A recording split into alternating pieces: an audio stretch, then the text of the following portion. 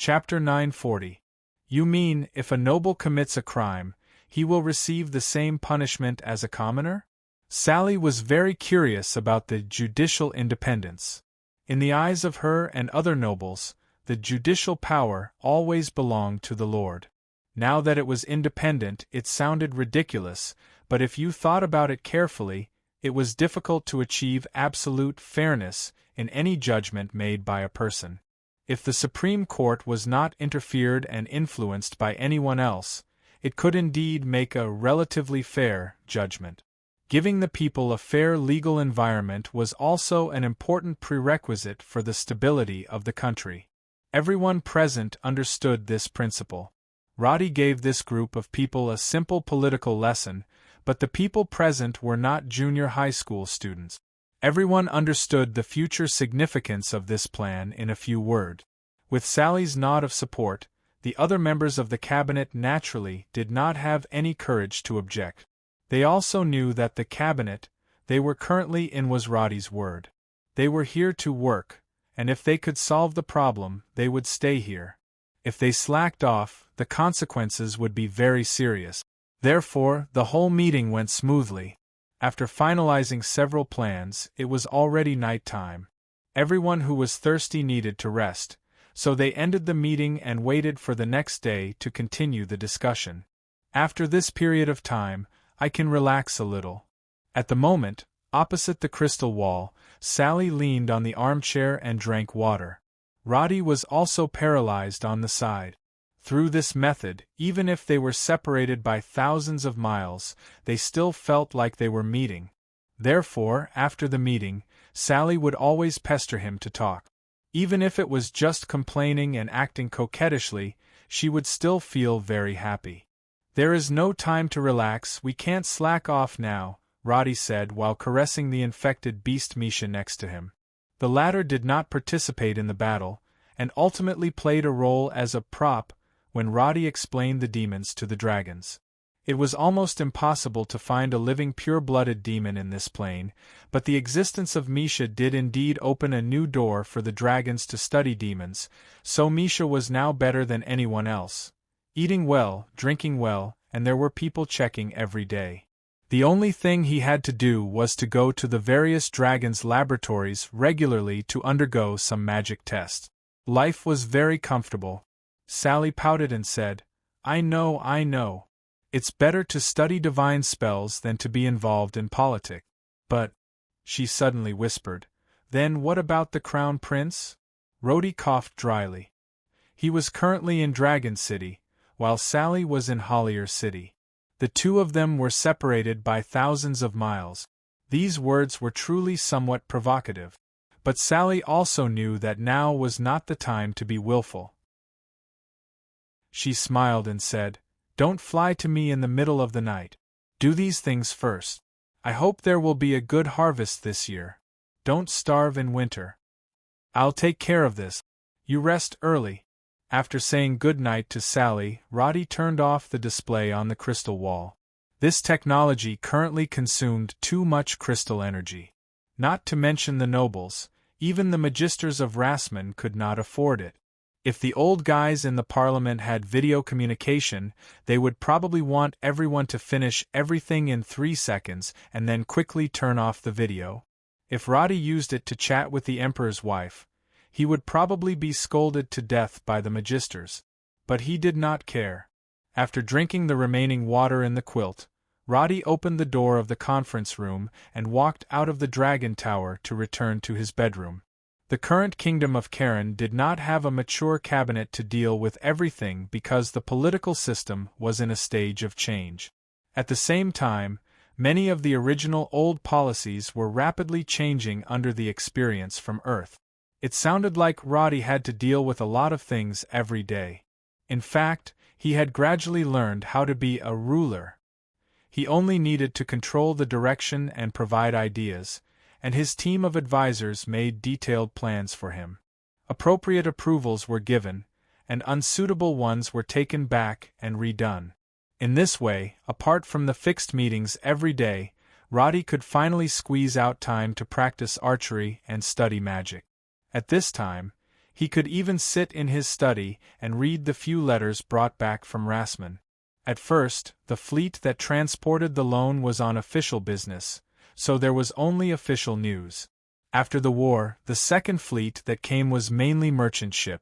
And this time, the fleet also brought letters from Merlin Sarah and Nafi. Looking at the two letters in front of him, Roddy reached out and picked up Nafi's letter. The little girl's writing was very beautiful. In the letter, there were some anecdotes that happened in class, such as someone accidentally blowing up the laboratory, someone failing to cast a spell and being beaten into a pig's head by his own puppet, and so on. Reading the letter, Roddy could not help but smile. Without realizing it, he read it several times. This letter should be for him and Camilla to read together. In the letter, Nafi also said hello to her mother and told her that she was safe. She also attached a painting. Looking at Nafi's so-called work, Roddy did not know whether to laugh or cry. In the painting, Nafi drew a man with an unshaven beard, carrying a bow on his back, and wearing a dirty suit of armor.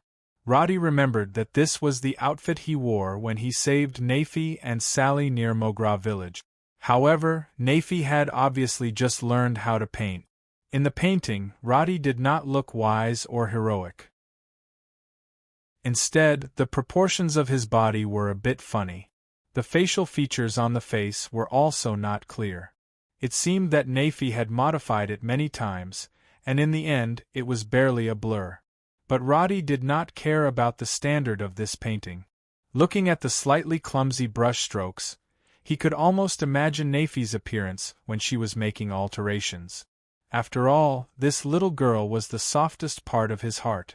Even though time had passed and history had changed, Roddy decided to silently protect her in another way. It was said that a girl changes 18 times between childhood and womanhood. He did not know how much she would change the next time he saw her. When he picked up the other letter, Roddy found that Marinsura did not write much. Compared to Nafi, who could not wait to talk about her life and studies, Marinsura's writing was very calm. This was similar to how he felt when he chatted with her. She was always as calm as an ancient well, or rather, deeply hidden. After studying Lassman's magic system, there are indeed some interesting parts. However, I am currently working hard to condense the crystals in my body. Marinsura's path of advancement was much more difficult than when she was a dragon's, but she had great perseverance, so Roddy was not worried that she would be stuck at this stage for too long. There was only one letter, and it would take at least 3 months for the message to be sent across the ocean. However, Marinsura's words added up to less than 1,000 words.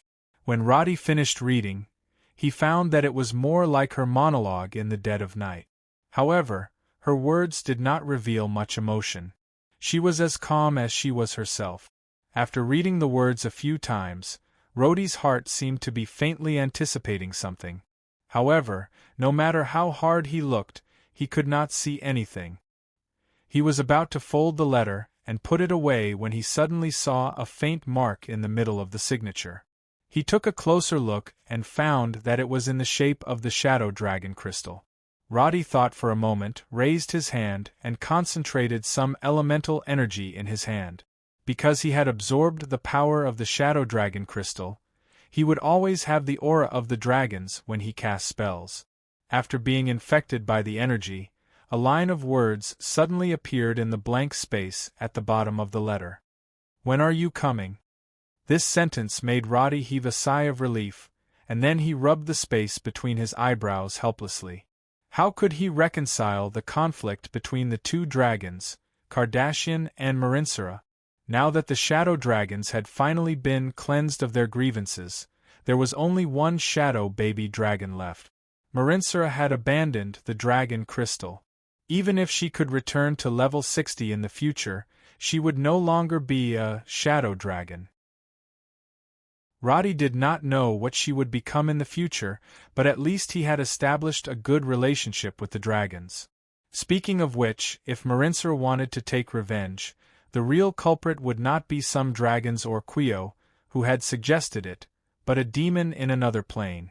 But Roddy did not know what she wanted to do.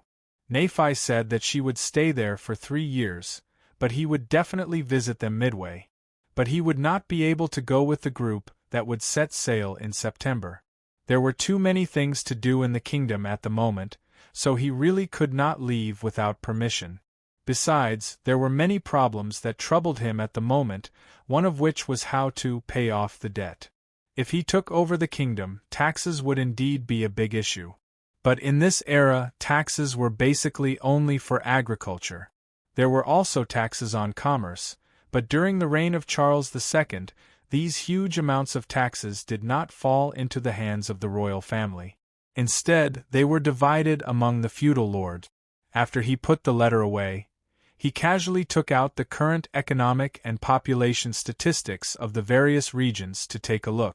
Although he didn't know the level of the GDP of China in history, with the 3 debuffs of backward farming methods, war, and feudal lord enfeoffment, the current economic level of the Kowloon Kingdom could only be described as appalling.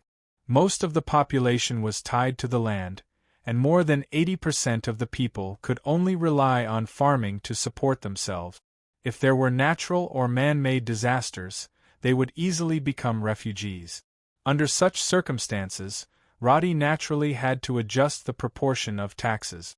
Levying taxes on capital gains was the first step in his tax reform, and according to the current proportion, the tax that could be collected was much higher than the agricultural tax. Of course, the obstacles were certainly not small, but the kingdom was now under control. Instead, Roddy hoped that someone would stand up and serve as a warning to the others. Another way to pay off the debt was to sell product. Roddy had already driven the first batch of trucks produced by the Elson Munitions factory to the port, and in September, they would be transported all the way to Lockman with the fleet. He believed that this kind of war weapon would immediately open a market in Lockman, and then Roddy planned to include small-caliber crystal cannons in the trade list. Under the premise of maintaining technological advantages, it was normal for a technologically advanced country to sell outdated weapons to recoup costs. The most important thing was that these weapons were just a pile of scrap iron without the rechargeable crystal.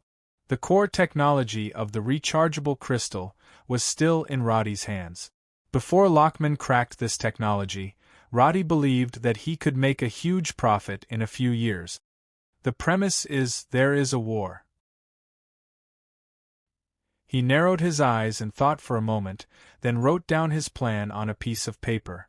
When he got up and looked out of the window, the sun was slowly sinking into the eastern mountains. Not far away, a Falcon fighter was slowly landing on the airport. Chapter 941. As October came, the kingdom passed the hot summer and autumn, and the temperature began to drop.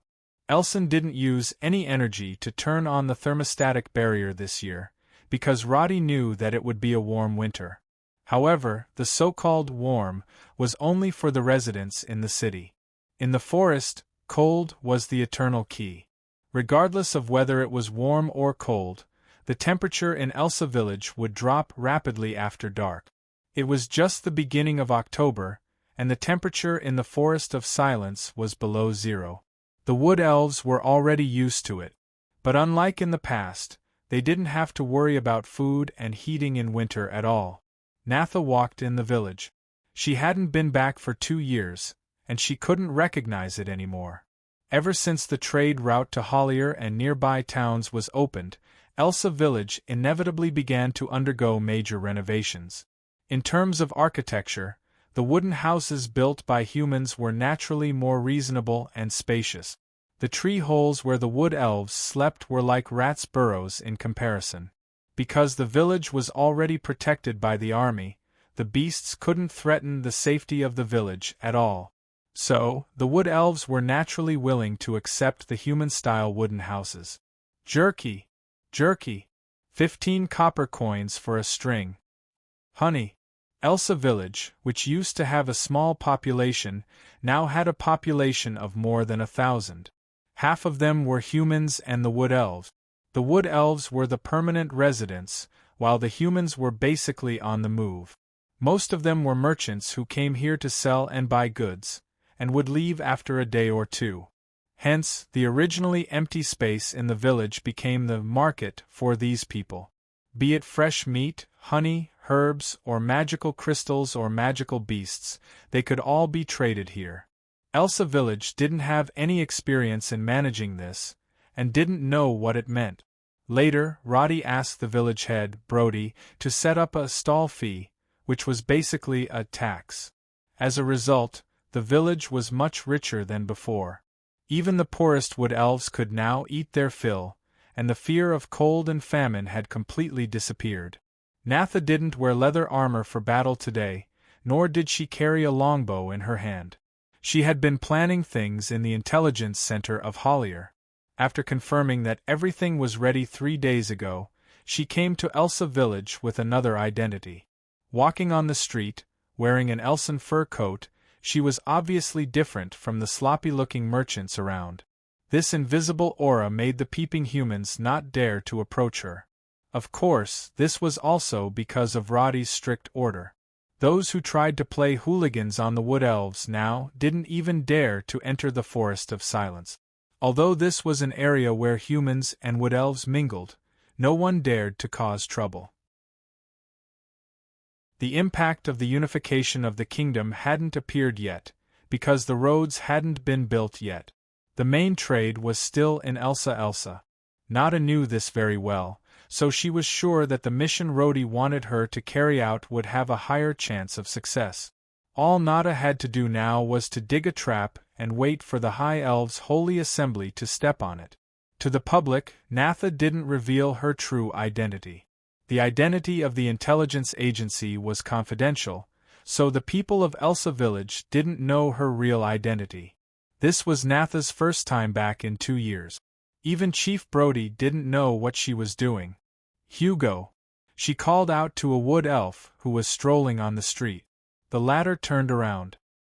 He had heard about Natha's return yesterday, so he hurriedly stood properly. Sister Natha, what can I do for you? Hugo was the little boy that Roddy met 2 years ago in the Forest of Silence. The wood elf had grown a lot taller and looked more like an adult now. Now that Elsa Village was basically connected to the human world, the concept of salary and job came into being. Hugo was now an official scout in the village and received a salary every week. The chief went out? Yes, he went to talk to Chief Body about trading with the humans, but I don't think it's going to end well this time. Hugo was well aware of what had happened in the village in the past 2 years. The other wood elves in the Forest of Silencing were naturally aware of the prosperity of Elsa's village. However, the wood elves in the village were divided into 2 factions. One faction chose to open trade under the persuasion of the chief of the village, while the other stubbornly refused to accept any conditions for trade with humans.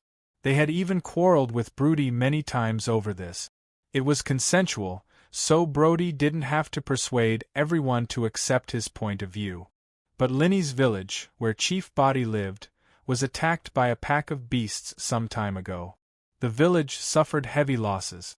As a member of the Wood Elves, Brody naturally couldn't leave them in the lurch. He brought resources to help them. However, Hugo obviously didn't have high hopes for this visit. Body keeps saying that we're corrupted elves and that we've given up our faith. I'm very confused. What do Wood Elves believe in? Hugo was young, but he was very experienced in his criticism. They live like beasts in the forest all day. Now that they see that we're living a good life, they can't do anything but complain. If the chief hadn't helped them this time, I think half of them would have died in the winter. He's still so stubborn. I really don't know who gave him the courage to say that others are corrupted. All right, that's enough. Natha wasn't very interested in this. If they were really corrupted, Natha, who had long left Elsa Village, would be the first to be corrupted. In terms of knowledge, Natha had seen Roddy change the human world with her own eyes. The difference between the dirty and messy human towns and the clean and tidy Elsan city spanned at least half a century. With this kind of experience, no matter how much Elsa Village had changed, it wouldn't surprise Natha anymore. Sister Natha, will you leave again this time? Yes, but I'll stay for a while. She didn't answer him about her current job. After a brief chat, little Hugo left. He casually strolled around the market and was about to return. He bumped into Randolph, who was wearing a luxurious robe. Randolph was the wood elf who wanted to pursue Natha 2 years ago. He was actually one of the best of the younger generation in the village. However, ever since the village became wealthy, hunting gradually became a dispensable activity and was completely cancelled. Randolph's archery skills had also been neglected for a long time. He no longer participated in hunting and was appointed by village chief Brody to be the manager of the market's order. Although this position didn't have much power, it was someone that the peddlers needed to curry favor with. In order to be able to occupy a good stall, Randolph had to pay bribes every day. He strolled around the market, and his pockets would be filled with all kinds of goods.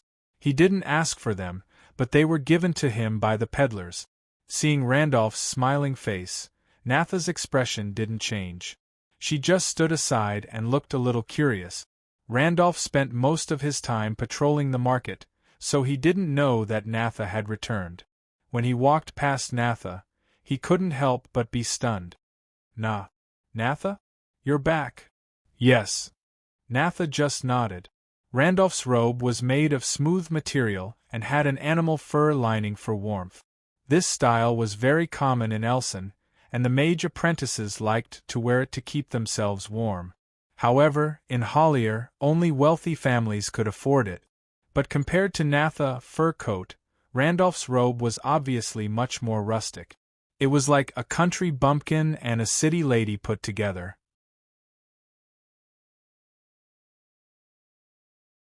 Chapter 942.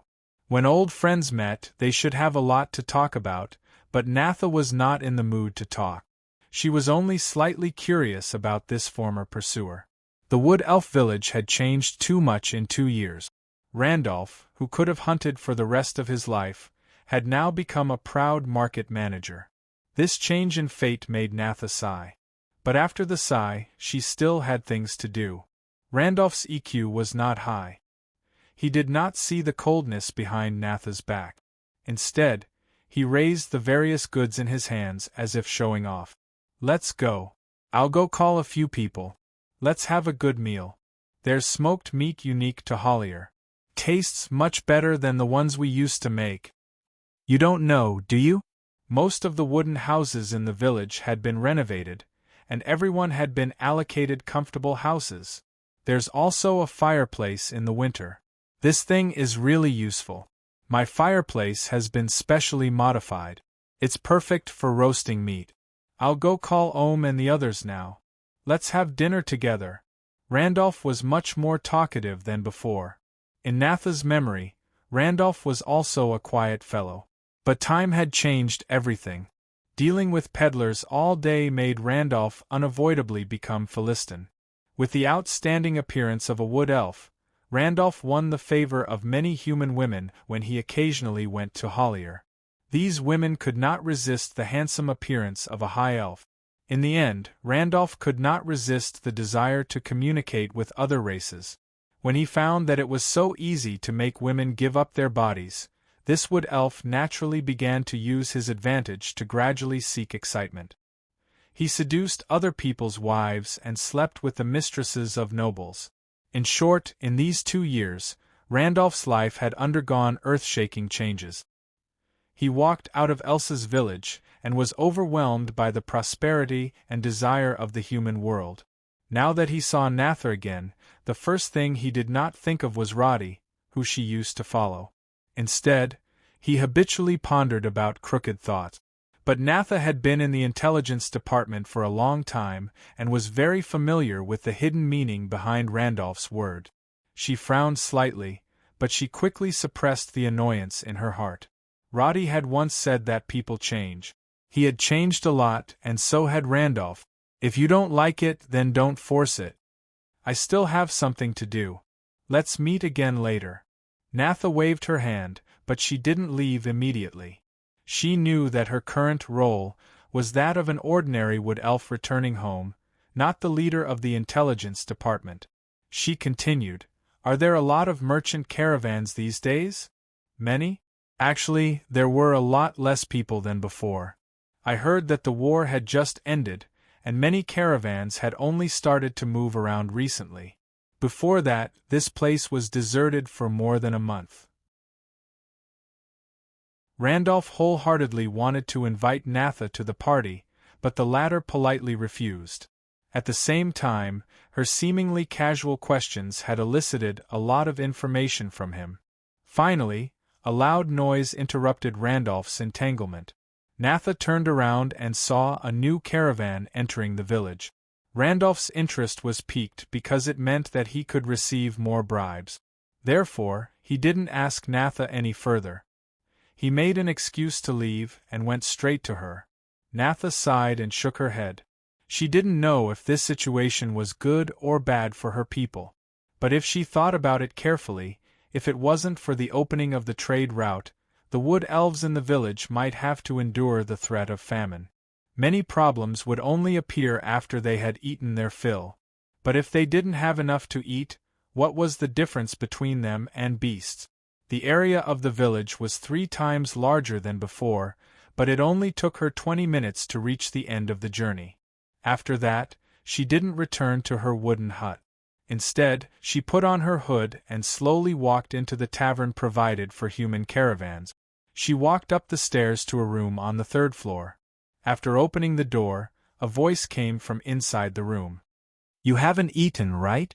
I asked the front desk to send 2 servings in advance." "Okay, thank you." Natha casually thanked her. Natha, who was lying on the armchair and holding a copy of Cullen's Era, rolled her eyes. "Really, it's just the 2 of us. Why are you being so polite?" "I'm used to it." Natha sat at the small dining table in the suite, took off her warm fur coat, and started eating.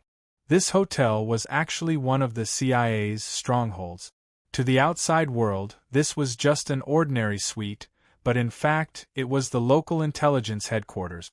Behind the bookshelf on the wall was a secret door, which led to the office where all kinds of documents and intelligence were handled. Logically speaking, this place should be very busy, but in fact, both of them were quite idle at the moment. "Speaking of which, does the Prime Minister have anything against you?" Natha looked up. "Why do you say that? From the beginning to the end of this war, so many people have been decorated and have received the credit they deserve. But you threw them to such a remote place from the beginning. Look, even Elson and the other blacksmiths have been awarded."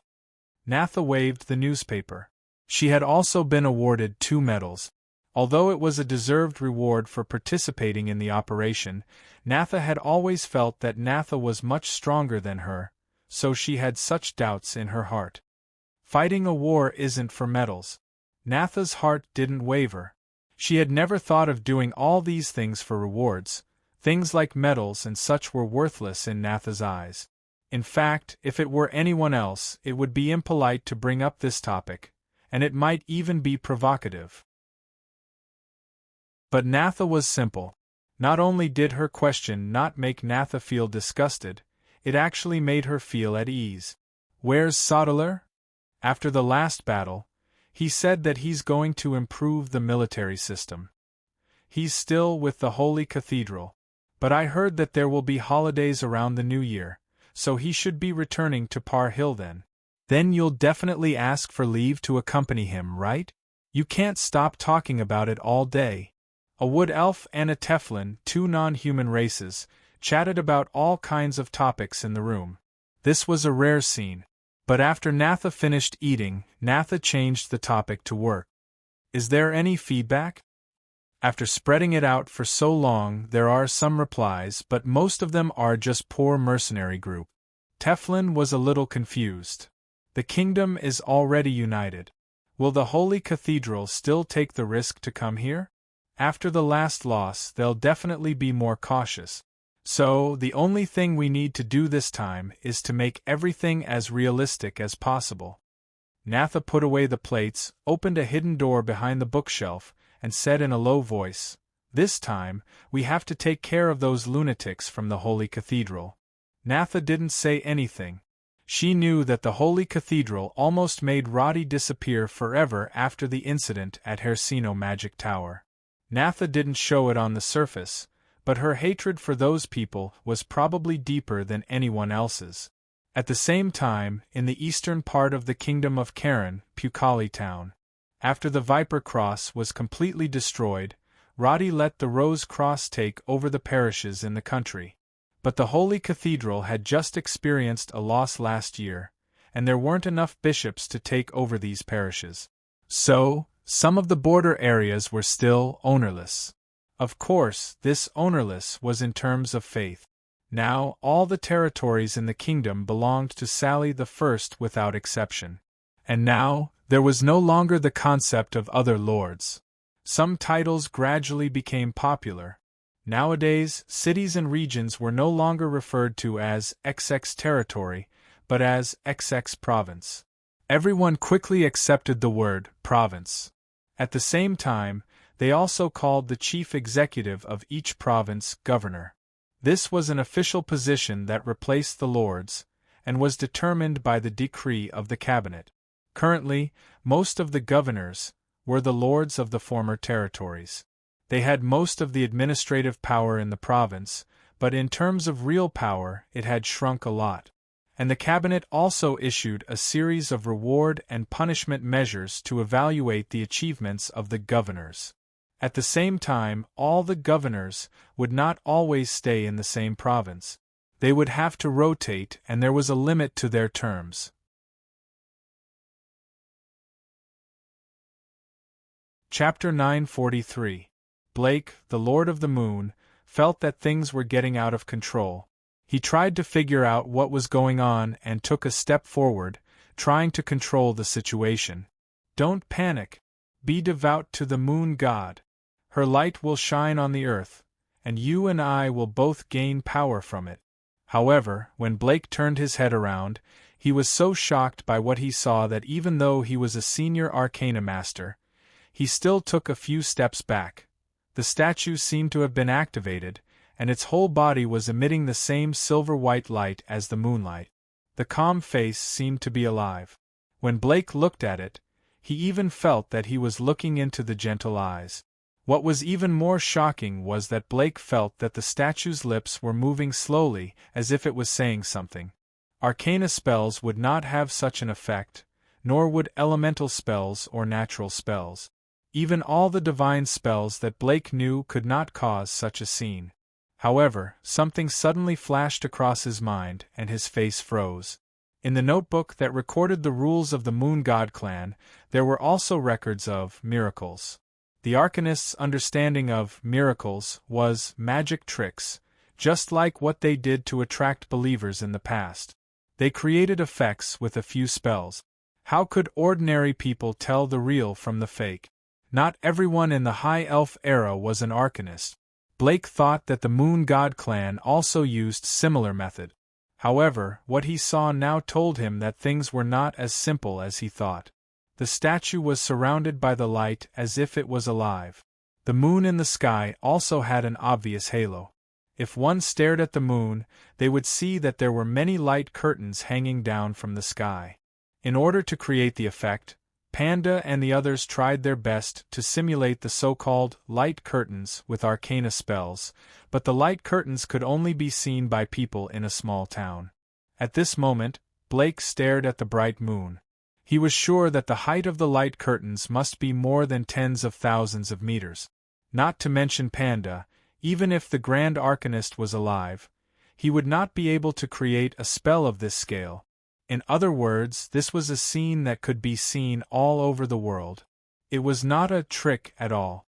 Bang! Blake suddenly felt that there was a force crashing into his internal organs. His body shook, and he hurriedly covered his mouth with his hand. After coughing, he found that his palm was full of blood. When an Arcanist's worldview collapsed, the power that he controlled would involuntarily backfire. The blood in his hand made Blake's face turn pale. If he continued, he would probably die from the backfire of the energy. I can't die. I can't die like this. he muttered in a low voice and wiped the blood from the corner of his mouth. He raised his head and faced the light falling from the infinitely deep sky.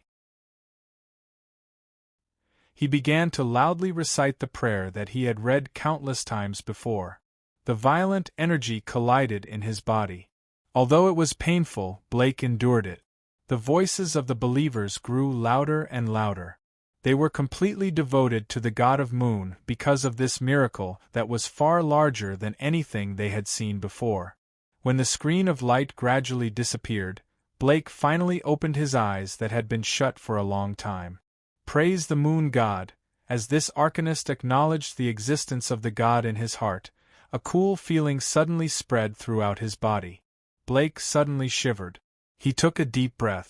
The cold wind was already too much for his body to bear, but at this moment, Blake felt that he had instantly returned to his youth. His limbs were full of strength. Lord Saint! Hearing the shouts from both sides, he turned his head and found that the arcanists beside him were looking at him in shock. He raised his eyebrows slightly. "What's wrong?" Your hair." Blake reached out and pulled his originally combed hair in front of his eyes. Only then did he find that his originally gray hair had turned silver, similar to the moonlight. Then he found that his hands were no longer dry and wrinkled. Instead, his skin was plump and tender. Clenching his fists, Blake slowly took a deep breath and felt the new power. Finally, he said, "Continue the ceremony." It was supposed to be a simple ceremony, but because of the god's miracle, it became a grand ceremony of the Moon God clan. The light curtains in the sky ended after the prayers were recited. This made the followers even more convinced of the existence of the moon god Styrian, and they were even more loyal to the representative of the moon god on Earth, Lord Saint Blake, until midnight, when Blake announced the end of the ceremony. The followers still did not want to leave. Many of them were still kneeling on the ground, chanting the name of the moon god. After asking, Blake found out that many of the followers who were originally disabled or sick had been cured by the light curtains. Obviously, today's ceremony was not only a visual shock, but also a practical effect that could be accepted and believed by the general public. After returning to the magic tower, Blake did not say a word. His trusted followers, who usually talked casually, also remained silent. The arcanists were all smart people. Of course, they understood the significance of what had happened today.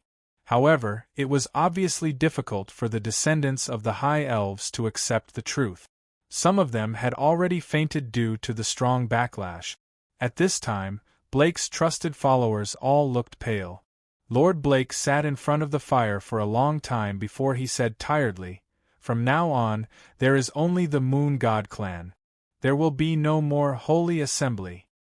Everyone suddenly looked up, wanting to say something but hesitating. However, no matter how much they wanted to say, the truth in front of them was irrefutable. They looked at each other and finally bowed respectfully. "We will follow your teachings, Lord Saint. Go back and rest." Blake, who looked almost 20 years younger, waved his hand and let everyone leave. When he was the only one left in the room, the pontiff, who had complicated thoughts, walked back to his study in a daze. After opening the mechanism with 6 magic locks, he carefully used an arcane spell to control the black notebook and put it on the table. This was the notebook of the moon god believer that Blake had mentioned before. When the notebook was taken out from the ruins, it was actually in a state of breaking with a touch. Some of the pages were already broken. However, after using an arcane spell to stabilize the pages, most of the contents of the notebook were finally preserved. Before, Blake only flipped through it to copy the parts of the ritual and prayer. He had only roughly read through the scattered words and had forgotten many of the details. However, after today's situation, he realized that this notebook might be the only clue to find the source of the problem.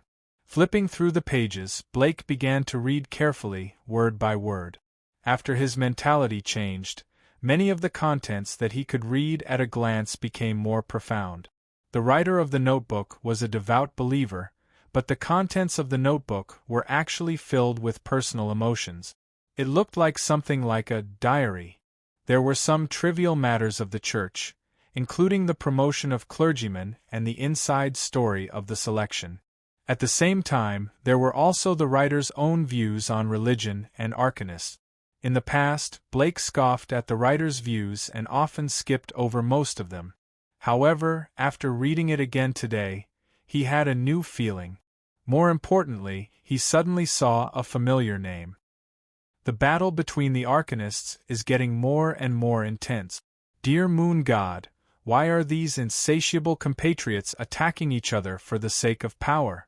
I heard that there were a few violent clashes. It's really heartbreaking. Sumi's actions are obviously a bit extreme, but that's not the reason why he's wanted. Sumi, Blake reached out and picked up the stone on the table. This was something that a mercenary named Ludi brought back from the ruins. It belonged to a powerful conservative arcanist, and his historical nickname was One-Armed Sumi.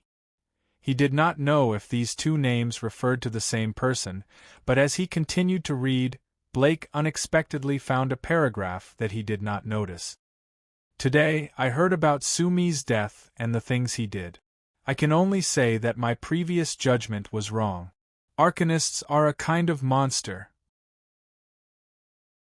Without a god to tame it, it will eventually become a beast that devours everything. Sumi's madness is really too.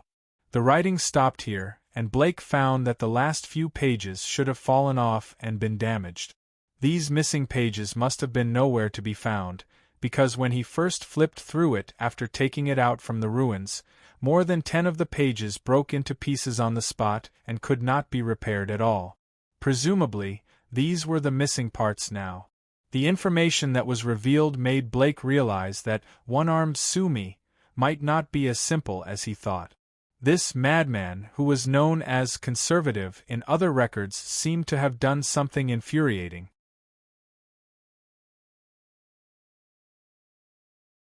Chapter 944. Without the control of the Lord, sooner or later there will be rebellions everywhere. In the tavern, the middle-aged man named Panda said to the people around him. There were many illiterates these days, and too few people had the ability to think independently. Therefore, most people were in a state of believe whatever you say.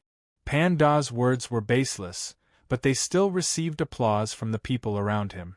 This kind of reactionary speech was said many times, and people thought that Sally I would be overthrown tomorrow. However, when the door was pushed open, the rule of Sally I was not shaken, but became more and more stable. Look, without the moon god to save us, everything will fall into chaos. Panda raised his glass and drank the rest of the ale, whispering something. Someone next to him asked curiously, Moon god? What god is that? Is it another name for Goddess Sichi? Goddess Sichi? That's just a false god. Only the moon god is the only god. She illuminates the earth and is the only ancient god in the world. The moon god that Panda mentioned made everyone interested, but he seemed to be unwilling to have so many people ask about it. He shook his head. When you see the moon god, you will know her greatness. Anything you say now is useless. See? The moon god can see? The people around were surprised. Panda said with certainty, Tonight is a full moon. As long as you stare at the moon, you will know the answer. After saying that, he paid for the wine and left the tavern, leaving a crowd of skeptical people. After leaving the tavern, Panda strolled drunkenly on the street, but after turning a corner, his face quickly returned to calmness. The original blush and drunkenness seemed to have never appeared. Passing through the alley, he took off his dirty and sloppy coat, tied up his messy hair, and walked out of the street again. He was like a different person from the previous Panda. No one would recognize him as the drunkard who promoted the moon god. Arriving at the predetermined location, he mounted his horse and left the town of Pukali. After making sure that no one was following him, he traveled for nearly 2 hours and entered a nearby forest. Following the inconspicuous markings in the forest, he finally arrived in front of a low magic tower. This magic tower was fixed and could not be moved like the Hersino magic tower. However, its defensive measures were one of the strongest, because when Panda approached the magic tower, he could see more than 100 corpses on the ground beside it. There were all kinds of magical beasts and passing beasts. There were also mercenaries and caravan members wearing leather armor. However, their bodies had already turned into white bones, as if they had been dead for many years. Panda turned a blind eye to this. After several detours, he finally entered the hidden entrance of the magic tower. As soon as he entered the door, he saw a servant in a robe greeting him. "Arcanist Panda, where's the Saint Master?" At the top of the tower. He nodded and walked into the tower. At this time, the people in Panda's sight were all wearing robes that were very different from those of human mages. If Edith was here, she would definitely recognize that the style of their robes were all inherited from the High Elves. And these people were all members of the Holy Assembly. Compared with the past, the structure of the Holy Assembly had undergone a drastic change. A year ago, the Holy Assembly had a total of 6 elders, each leading the arcanists and arcane warriors under their command. These people, who called themselves the descendants of the High Elves, lived in secret in the kingdom of Karen. However, due to a series of changes, Elder Dominic, who tried to take down the city of Elson, died, and Crawford, Kyle, and Aubrey, who wanted to take over the Hersino Magic Tower, all disappeared. When the Hersino Magic Tower reappeared in the capital and witnessed the unification of the Kingdom of Karen, the only remaining elders, Elder Blake and Elder Musta, knew that most of the main forces of the Holy Assembly had been completely destroyed in this operation. As the only 2 remaining elders, their only choice was to gather the resources and personnel left behind by the other elders to ensure that the strength of the descendants of the High Elves did not suffer any more losses. During this time, Iferta and the Karen royal family officially declared war, and the kingdom fell into a civil war. Thus, the Holy Assembly had enough time to breathe. The 2 elders also quickly carried out the rescue plan. However, just 2 months ago, when the war ended, the Holy Assembly also completed a preliminary reorganization. The change happened at this time. When Elder Blake met with Elder Musta, he suddenly announced that the other was a traitor of the Holy Assembly, and took out a piece of evidence of the elder's correspondence with Elson, and imprisoned Musta for this reason. The latter died in prison a week later, and the entire Holy Assembly was changed from the joint rule of the elders to the one-man rule of Elder Blake. Panda walked all the way to the top of the magic tower. Along the way, he saw many members who originally belonged to the other elders, but now they no longer had the label of a certain elder, but united as disciples of Lord Blake. May the moon god bless all things. Coming to the last door, Panda pretended to make a gesture of worship, and the guard in front of the door opened the door for him. After entering, the conspicuous white high-back chair in the middle was very conspicuous. Arcanists had never believed in God, and as an intermediate arcanist, Panda himself would not become a believer. However, Lord Saint, the original Elder Blake, thought that the only way to preserve the Holy Assembly was to imitate those religions in history, and use miracles and doctrines to win over enough people, and select qualified elites from the huge number of believers to provide fresh blood for the backbone of the Holy Assembly. Bloodline theory was the symbol of the Holy Assembly in the past. However, after experiencing more than 70% of the losses, if the bloodline theory continued to be maintained, it would certainly be a long time before the Holy Assembly could recover its former glory. Therefore, there was a funny scene. Arcanists who did not believe in God called the name God of Moon, but in fact they used this set of theory to fool ignorant human beings. Panda, you're back. The so-called Lord Blake was a middle-aged arcanist with gray hair. As the last remaining elder of the Holy Assembly, he seemed to be in good spirits, but his eye sockets were deep and he was a little bald. The white robe he wore was different from the usual arcanist robes. There were several moons on it, obviously the attire of the Pope. Panda bowed, and the latter helped him up. The news spread during this time should be enough. Did you find anything new? Lord Saint, to be honest, most people are as stupid as pigs and dogs. They can easily join the Holy Assembly, but how can such people be qualified to continue this noble legacy? Panda actually looked down on these ordinary humans. In the eyes of arcanists, the general public was really stupid. It had only been a few months since Blake founded the Moon God clan outside, and it already had more than 3,000 believers. However, 99% of them were illiterate, so how could they learn arcana spells? When there is enough, quantity will lead to quality change. We need patience, Blake said mysteriously. Then he changed the topic. I heard that high elf ruins have been found somewhere? It's in the Silent Forest, Lord Saint. But I suspect it's a trap. Panda immediately gave his judgment. The Silent Forest is so close to Hollier, and the Wood Elves have long opened up trade with humans. I don't believe that there isn't Efta's influence behind it. The other elders have sent people to search Wagra City before, but no one has ever returned alive. There's something fishy about this sudden news. You're right. I don't think there's much truth in this news either, unless there's concrete evidence that someone came out alive. Otherwise, I won't believe it. Blake didn't put on much airs when he spoke to Panda because Panda was his most capable and most trusted subordinate.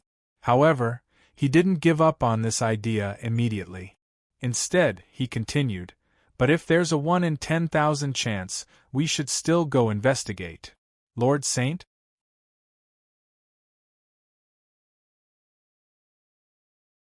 Chapter 945. Panda raised his eyebrows, but Blake waved his hand. Of course, I won't let any member of the Holy Assembly go. I'll just hire a mercenary team that doesn't know anything. It doesn't matter if they don't come back. If they do, we'll make a decision. This was a perfect solution. The only cost was the mercenary group's fee. For the Holy Lord, who had more and more followers, this was not a problem. By the way, how's the construction of the altars going? Holy Lord, the construction is going well. It should be finished in 2 or 3 weeks. Blake was very satisfied. The altars were the totems to attract followers, and also the place to spread the religion. The establishment of the altars meant that the Moon God clan would have a base of faith. It was funny. The members of the Holy Assembly were arcanists who didn't believe in gods. No one would have thought that they would become a typical monotheistic religion. This was actually the decision made by Blake after careful consideration. The Rose Cross would probably be the state religion in the future. However, as the Prime Minister, Roddy had already shown his antipathy towards religion.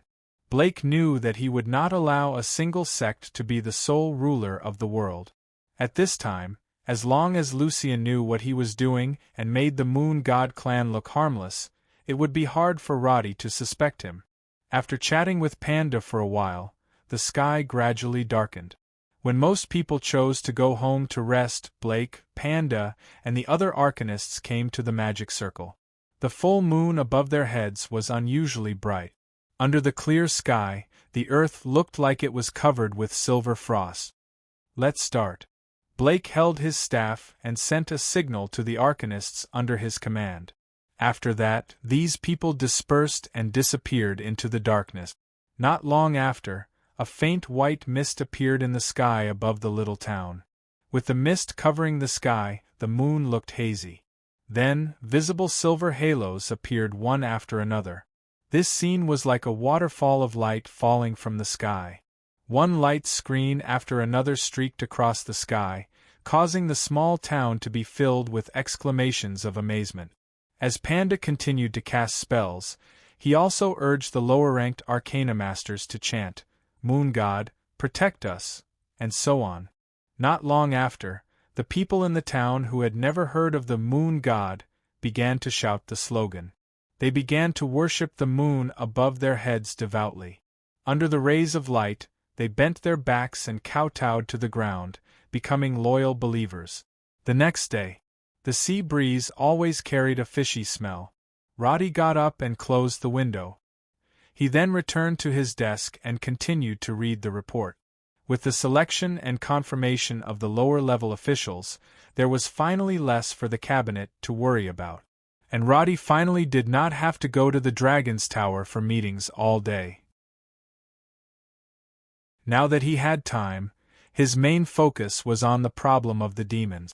Because fighting against the demons was a prerequisite for his future cooperation with the dragons, he did not dare to be negligent. The demons were a big topic. What Roddy was looking for now was the cause of the demise of the High Elves. How did the demons cause the collapse of a powerful empire? This was the question that the ruler, Roddy, was most concerned about. At first, he thought it was the Beastmen. Later, he realized that no matter how strong the Beastmen were, they could not be stronger than magic. He had seen the scene of the Witcher, Dukel, facing the Beastmen in Wagra City. Those violent Beastmen were indeed much stronger than the ones that were driven back to the grasslands. But were they really so strong that they were invincible? Dukel killed one with one arrow, which proved that the Beastmen were not as strong as he had imagined. The dragons also mentioned the concept of the magic tide. Roddy asked Edith about it. However, Edith said that she did not know about it. That was because during the period when she perished together with the ancient beasts, this event had not happened yet. Roddy could only ask Kardashian for help. Naturally, his first wife patted her chest and promised to investigate. But the dragon lass was far away. She had not returned yet, so Roddy's research was basically at a standstill. The only thing he could figure out now was the sequence of the fall of the High Elves based on the information left in Wagra City. He found that the collapse of the entire empire did not start from the outside. Instead, it started from the inside. With internal and external troubles, the kingdoms fighting on two fronts put great pressure on the logistic. As a result, the collapse came without warning. When the Beastman army quickly invaded Wagra City, it was already too late.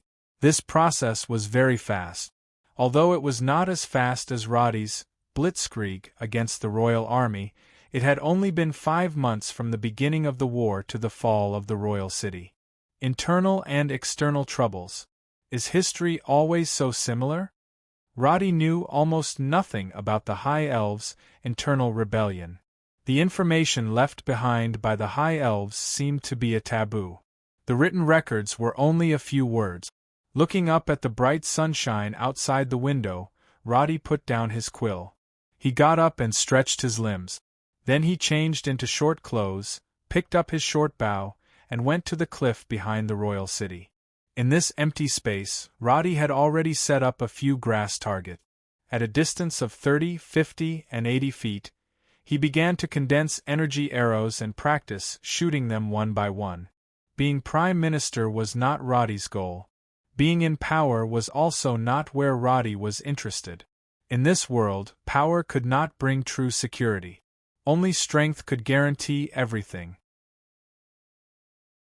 Thus, he still had to maintain a certain intensity of training to ensure that he was sensitive to this kind of cold weapon. After shooting more than 100 arrows, 4 figures suddenly flew down from the dragon tower. Dragons maintained their human forms in the royal city. Thus, these 4 people relied on magic to slowly land not far behind Roddy. Iskar, who was leading the group, saw Roddy practicing with a bow and laughed. "Prime Minister, I remember that your magic level is not too bad. Why are you still practicing with cold weapons?" "Magic is powerful, but most of the time I prefer to solve problems with physical method. Things like bows and arrows, even in the future era of firearms, will still be useful." After saying this, Roddy glanced at the 3 people behind Iskar. "By the way, do you need weapons? I think I can make a few big ones for you that are exclusive to dragons." "We dragons never need." Black Dragon Herlo Rubens instinctively wanted to bring up that theory, but Eshin raised his hand to stop him. Iskar hurriedly continued, "What's new?" "Just a thought, we'll talk about it later. I just think that with such good physical conditions, Dragons should not only rely on magic and claws to fight. Roddy did not finish his sentence, but it made the dragon's hearts itch. But they were not here to chat. Seeing what Iskar was holding, Roddy went straight to the point. Is the sample ready? Kardashian did not come along to do research, but the other 4 dragons were fascinated by the ultra-long-range strike weapon that Roddy mentioned. These guys were considered geniuses in the clan, so it was not difficult for them to work together as test subjects. At this time, what Iskar was holding in his hand was a cylinder more than a meter long and as thick as a wrist. It was conical at the top and had 4 wind-stabilizing wings at the bottom. The people of this era had never seen a rocket, but with Roddy's blueprint, the group of master magicians could quickly make the real thing according to the scale. After trying for a long time, let's first make this semi-finished product. Iskar carefully put the rocket in his hand on the ground. I have some differences with Stika on the carving of the magic circle, but this time we'll do as he said. Look at the result and you'll know that I'm definitely right. Stika hugged his shoulders and snorted. Rubens pointed at the Mark IV on the rocket. It's the 4th one. This is the first test, I hope it won't explode. The previous 3 test subjects all ended in explosions in the laboratory, but Roddy did hear the noise. He took a closer look. The outer shell was made of metal, and there were tiny gaps in the front and back sections. But the dragon's magic skills were superb, and the tolerance was very small. He smiled and knocked on it, then stood up and said, "Test it now? Of course we'll try it. At the moment, we haven't made the guidance magic circle you mentioned. Now we're just purely seeing how far it can fly."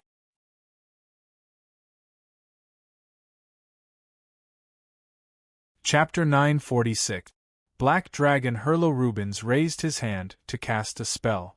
In the blink of an eye, he used the soil on the ground to condense a decent-looking slanted launch pad. Then, he placed Mark IV on the launch track. Roddy and the others stood 20 meters away from each other, summoning 3 shields in front of them. Iskar took out a palm-sized mithril array plate. To be honest, we have never seen this kind of weapon that is separated from the caster, because this is the only way you don't have to follow it to find the target. Roddy stretched out his hand and pointed to the distant sea. Shoot this way. You used 6 crystals this time? Yes, 6 crystals. Iskar raised the array and glanced at the others. Then, he directly injected magic power into it and activated the energy ejection array inside Mark IV. This was different from the principle of the crystal spear. The latter simply released all the energy at once. Mark IV, however, converted the energy into a jet of air at the bottom. This was naturally Roddy's idea. For the dragons, it was not difficult to create such an array. The only difficulty was the internal structure and materials of the rocket. The previous failures all ended up exploding and disintegrating because they were not strong enough. With a piercing whistle, the flashing metallic rocket was ejected in the blink of an eye. After leaving the launch pad, its tail trembled violently. It seemed that the jet of air was not very stable, but it did not change its trajectory too much. It quickly flew towards the distant sea. The jet of air left a long white mist in the air. This test rocket flew all the way forward, almost flying to the end of their vision. The 4 dragons did not waste any time and immediately chased after it. Roddy sat on the shore and waited. After more than 10 minutes, he saw them return with the wreckage of the rocket that had changed color due to the high-temperature friction. At least 38 kilometers. This is just the first sample made according to the ratio. If we use more crystals, the range will not be a problem. Phew. So far, I really did not expect it. I will go collect the materials. Mark V must exceed 50. Oh no, 100 kilometers. At this moment, a group of young dragons were as excited as children. They gathered together and discussed excitedly for a long time. Then, they brought Roddy back to the Dragon Tower to continue their research. Iskar had been thinking about the new weapon that Roddy had just mentioned. After everyone landed in the Dragon Tower, he asked in a low voice, "Can you reveal some information? What weapon do you want to make?" "It's not something new. Crystal cannons." Roddy pointed at Iskar's strong body. "Your body is as strong as a city wall. I was wondering if I could develop a small crystal cannon so that the dragons could carry it with them. What's the point? Can't we create the same effect with magic?" Rubens seemed to be against using any kind of weapon. Green Dragon Sticko was also puzzled. "Yes, if we make a handheld crystal cannon, the caliber and power will definitely not be as big as ordinary crystal cannons. It's troublesome to use, and we have to carry so many cannonballs with us. It sounds a little useless." Roddy did not argue. There was indeed a big gap between hot weapons and magic. Judging from the results, hot weapons were still at a disadvantage. The crystal cannons that could threaten the dragon's lord were huge and needed a truck to pull them. It was extremely inconvenient to use. On the other hand, the power of ordinary crystal cannons was too small and could not even break the shield. Although that was what he said, Eshin and Iskar both showed an expression of interest. The red dragon even smoothed things over. "Whether it's useless or not, we have to try it to know. Prime Minister Roddy, if it's possible, I would like to try it." "Me too." Seeing the two of them half joking and half serious, Roddy nodded and agreed. He talked with a group of people for a while about the improvement of Mark V before leaving the laboratory. Early in the morning, the human market in Urza village had just opened. Noises came from outside the village. Pushing open the window, Nora glanced at the team entering the village. She turned back and said, "The village chief is back." It was not usual for Brody to not return for almost a week. Natha had already changed her clothes. After sorting out the information for the day, she went downstairs alone and went straight to Brody's wooden house. On the way there, Natha saw many humans dressed as mercenaries wandering back and forth in the village. It was obviously their first time here, and they were curiously looking left and right. Some of them did not know the rules and seemed to want to flirt with the female elves passing by. As a result, they were reprimanded by the guards. Most mercenaries were hot-tempered, and naturally, they would talk back when they encountered this kind of thing. However, when the captain of the guards in full armor came over, the mercenaries immediately stopped and obediently admitted their mistakes and left. This was because the captain of the guards had a huge wolf head emblem on his chest and two unique epaulets on his shoulders. Those who knew the ropes would know at a glance that he was an official sergeant belonging to the EFTA Infantry Division. They could look down on other soldiers, but the EFTA Infantry Division that swept through the kingdom was absolutely not to be trifled with. Natha saw the mercenaries swallow their anger and could understand the fear in their hearts. After all, the guards in the village were all veterans who had been specially rotated here. Each of them was full of murderous intent and serious. The soldiers did not know Natha's identity. After settling the dispute, they returned to their posts and continued to stand there. She knocked on the door of Brody's wooden house, and then Brody personally came to the door to greet her. "Phew! This is the best news in the past few months. Natha, welcome home." Natha was a little moved, but all she could do was bow to the old village chief. "I've inquired about a lot of news about you. At first, it was said that you went to Elson City, but then there was no news of you. I thought that something had happened to you. Thank God, it's great to see that you're safe."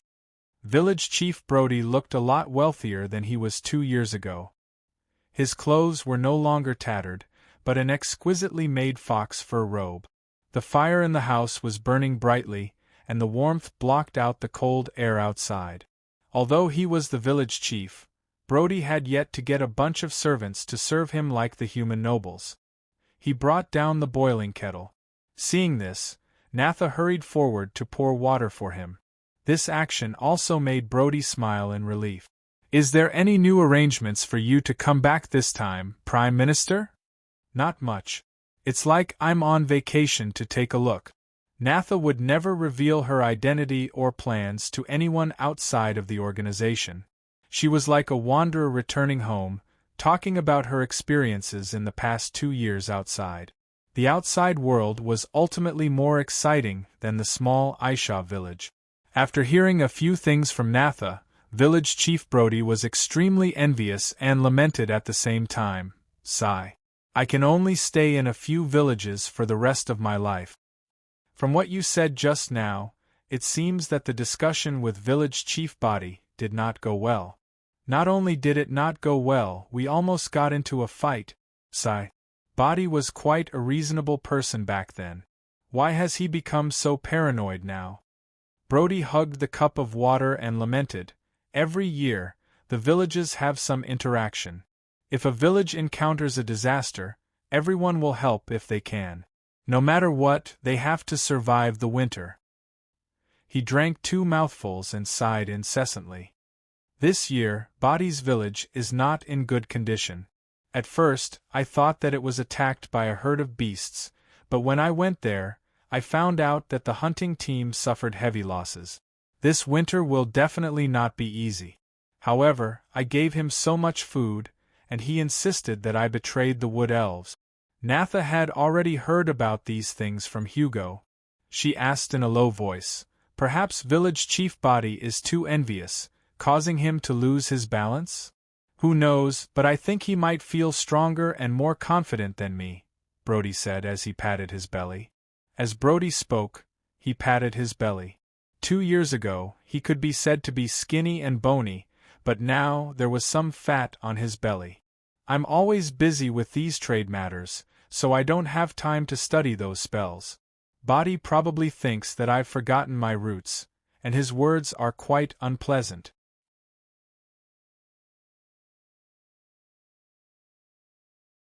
Chapter 947.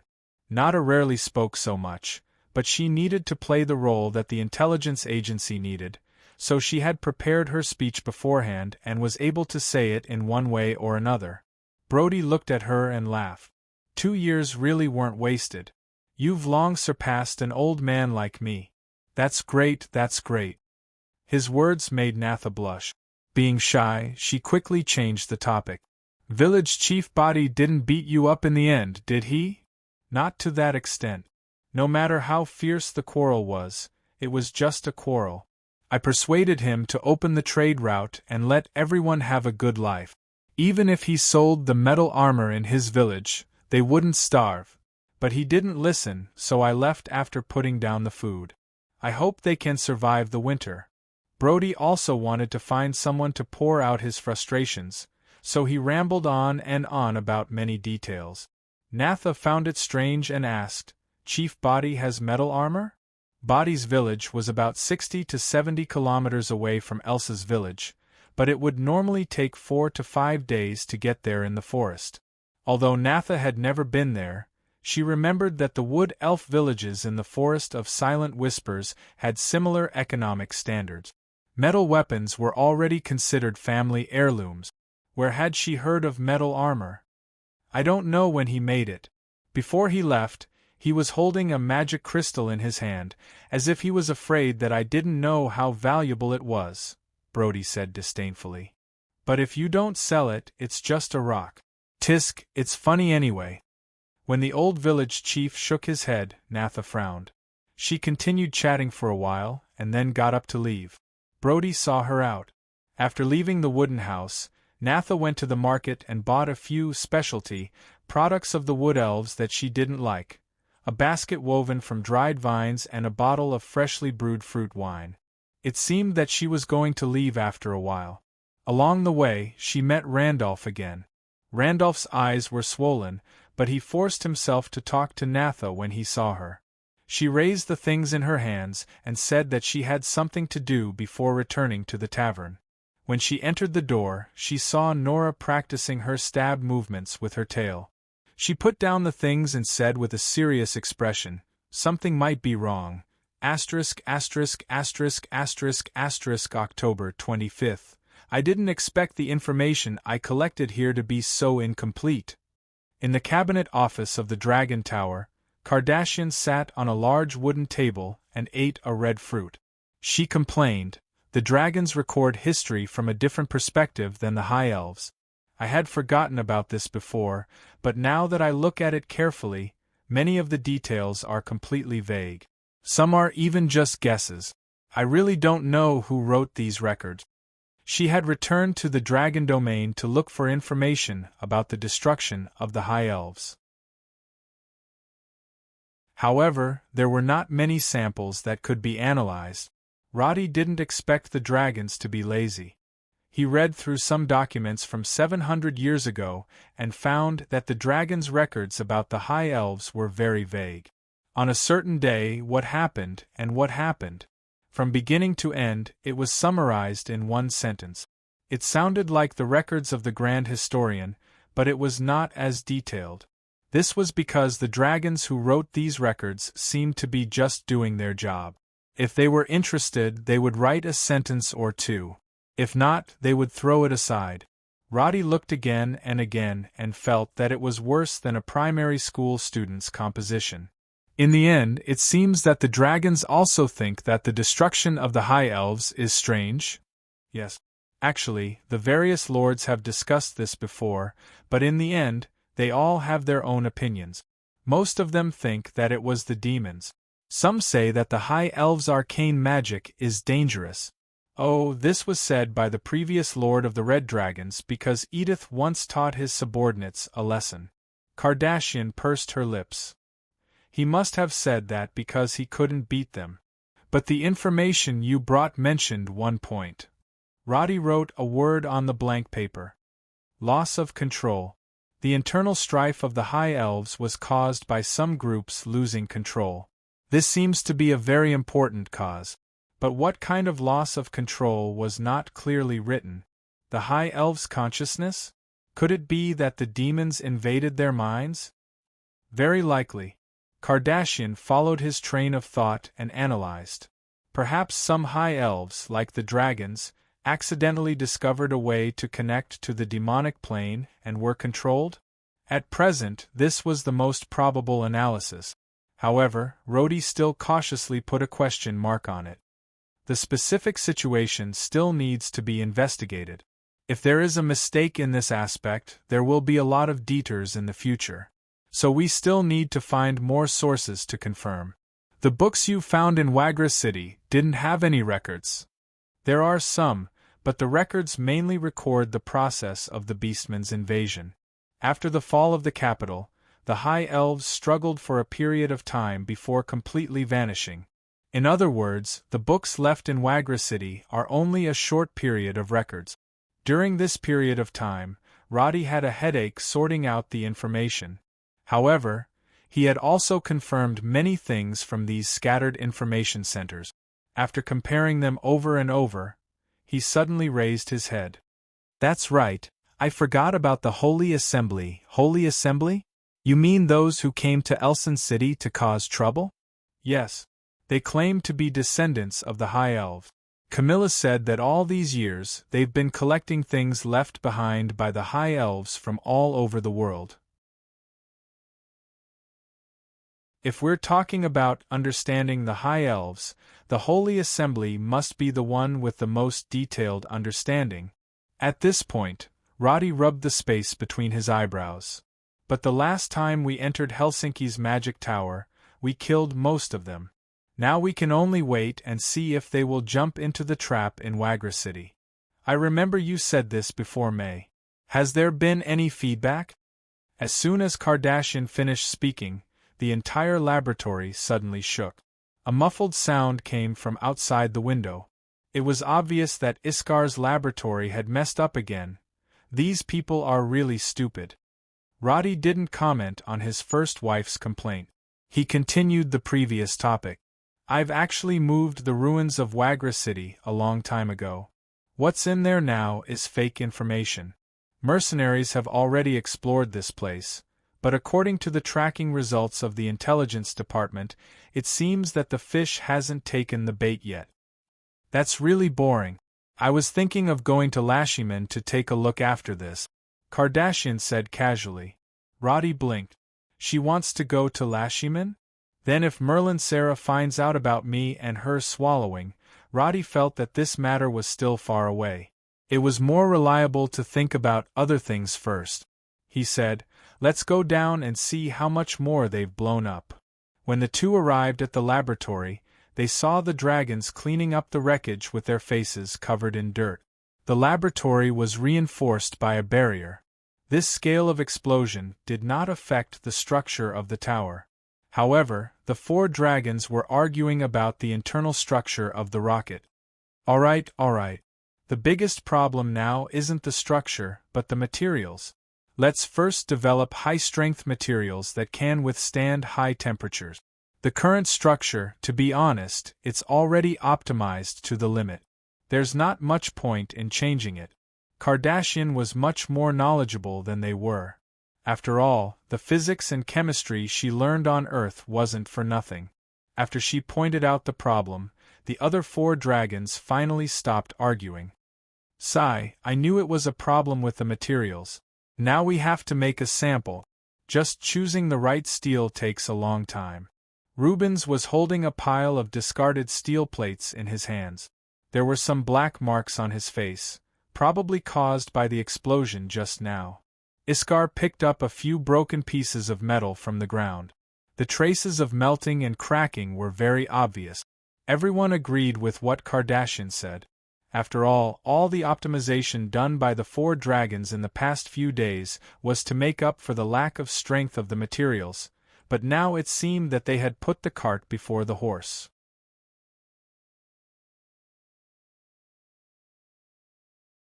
Chapter 948. Iskar turned to look at Roddy and asked, "What do you think, Prime Minister? Materials science is very important for the military. I agree that we should lay a solid foundation for now." Roddy said one thing after another, but he was secretly delighted. The dragon's research and development efficiency was much faster than Elson's magic research department. In other words, Roddy's strongest research and development department was no longer in Elson, but in Hersino Magic Tower and the dragons in the Dragon Tower. The other dragons did not feel that they were being used. Iskar was eager to try. He raised his hand and tidied up the test bench in front of him with magic. "Then what are we waiting for? Let's start with heat resistance." When Roddy saw that they were energetically researching the characteristics of the metal, he politely said a few words and left the laboratory. The research and development of this kind of basic material was actually very boring. Even the dragons could not avoid a lot of repetitive experiment. "I hope I can find the right formula before I get tired of it." As Roddy thought so, he went downstairs and walked around the middle-level administrative office area. The temporarily selected officials were here to deal with the information submitted from all over the country. At present, in this kingdom, the most capable people were not the nobles, but their stewards. Therefore, these stewards became the main members of the first batch of civil servants. He glanced at them casually and was about to practice archery after confirming the efficiency of these people. Suddenly, someone from the intelligence department came to report a piece of news. Rowling wanted to take the civil servant screening exam. Rowling was the daughter of Charles II and used to be the princess of this kingdom, but now she was just an ordinary girl from a civilian family. After the coronation, the royal family was pardoned and did not have to live a hard life. Roddy gave them a piece of land and also assigned the servants who had stayed in the palace to the end as servants. The land was farmed, and their food and clothing were taken care of. As long as they did not lie down and wait for death, their future life would never be worse than that of the local small nobles. Of course, their family lived under the surveillance of the intelligence department. As long as they behaved themselves, Roddy guaranteed that they could live a stable life. If they plotted something else, naturally, he would not be polite. In the past few months, the intelligence showed that they did not have the guts to cause trouble. Charles II spent his days in a drunken stupor, while the Empress and her sons were independent and self-reliant. Among them, Rowling worked harder than the others. Now, in order to recruit talents, Roddy had begun to test the waters with the civil servant examination, which was still in the experimental stage, in order to select suitable civil servants. This method was simply unheard of by most people, so most people adopted a wait-and-see attitude and did not actively sign up. Roddy was not in a hurry. After all, there was a process for Chimu-Lee-san. However, he did not expect Rolling to stand up and sign up at this time. Her identity was very sensitive, but it was precisely because of this sensitivity that Roddy immediately replied after a brief moment of hesitation, "Do not interfere in any way and ensure her safety." While Roddy was thinking about governing the country, Linny's village in the Forest of Silence was like another world. Unlike the spacious and comfortable wooden houses in Elsa's village, this place retained the traditional treehouse structure of the Wood Elves. The Wood Elves all wore simple clothes. In November, the weather was getting colder. Many of the Wood Elves' faces were blue from the cold wind, and they could not stop trembling when they spoke. However, the villagers did not look worried. When Brody visited some time ago, he had left a lot of food and dried meat. If they ate sparingly, it would basically be enough for them to survive the winter. Moreover, the hunting team in the village was no longer what it used to be. The young Wood Elves who used to return empty-handed now returned with a full harvest, and sometimes even brought back the carcasses of large predators such as tigers and leopards. Remember, the only thing that can save us is us, the Wood Elves. Chief Body was lecturing the young members of the hunting team in front of him. The latter all looked resolute as they replied loudly, "Yes! You are the strongest warriors. Do not fear any enemy." With that, the hunting team packed up the day's harvest, while Chief Body returned to his treehouse. He was younger than Brody by more than 10 years, but he did not look old. After entering the house, he pointed at a simple wooden magic circle in the center of the house, and it lit up with a bright blue light.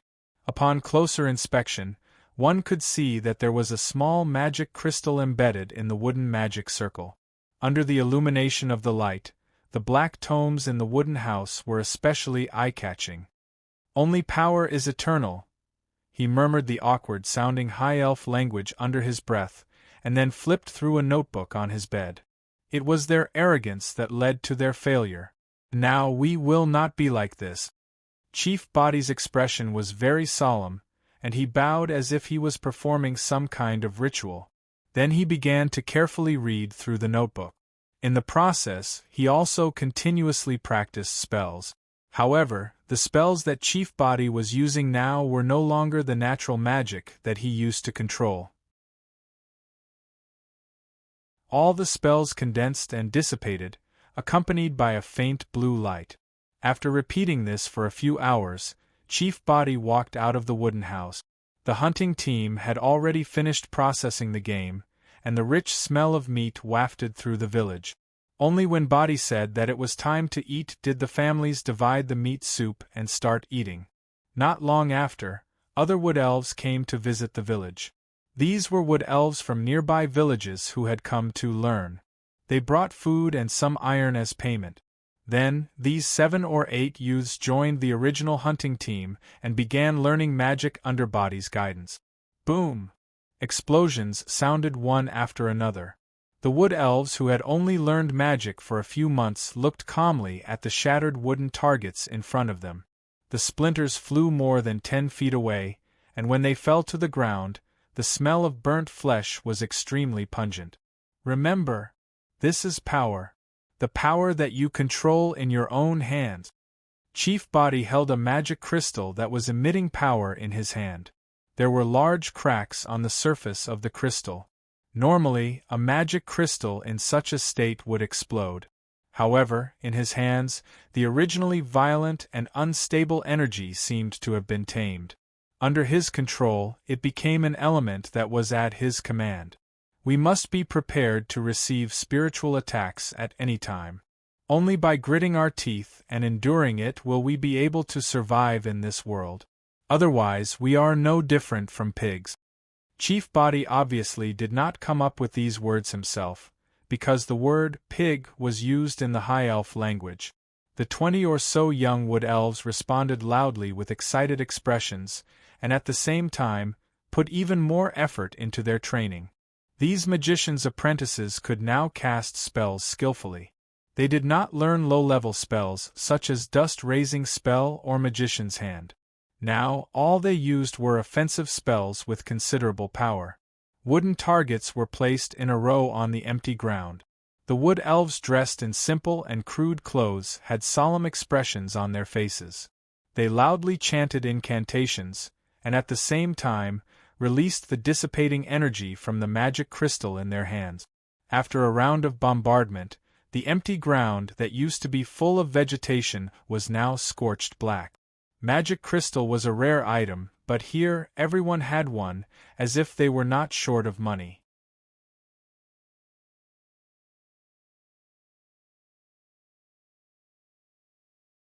Chapter 949. Time passed, and in mid-November, the silent forest experienced a heavy snowfall due to the cold weather. The construction of roads in the kingdom gradually came to a halt, but the crops that should be harvested had already been harvested. Overall, there were both good news and bad news this year. The plummeting population was a worry, and many villages didn't even have many men to farm. But the good news was that after the autumn statistics, the originally barren Iferta region's food production increased explosively, successfully feeding the damaged southeast region. Coupled with the lower transportation costs due to the smooth roads and the cabinet's food price limit policy, this winter wasn't too bad for the people who were still alive. Many dragons and Holliers celebrated a festival in the Hersino Magic Tower, and the scene was very grand. Wood Elf Natha was curious about this, but she could only daydream about the images in Cullen's era. Of course, she didn't have time to look at it now. Tightening her thermal jacket, Natha continued to search for targets in the cold wind. Right now, Natha wasn't in a good mood.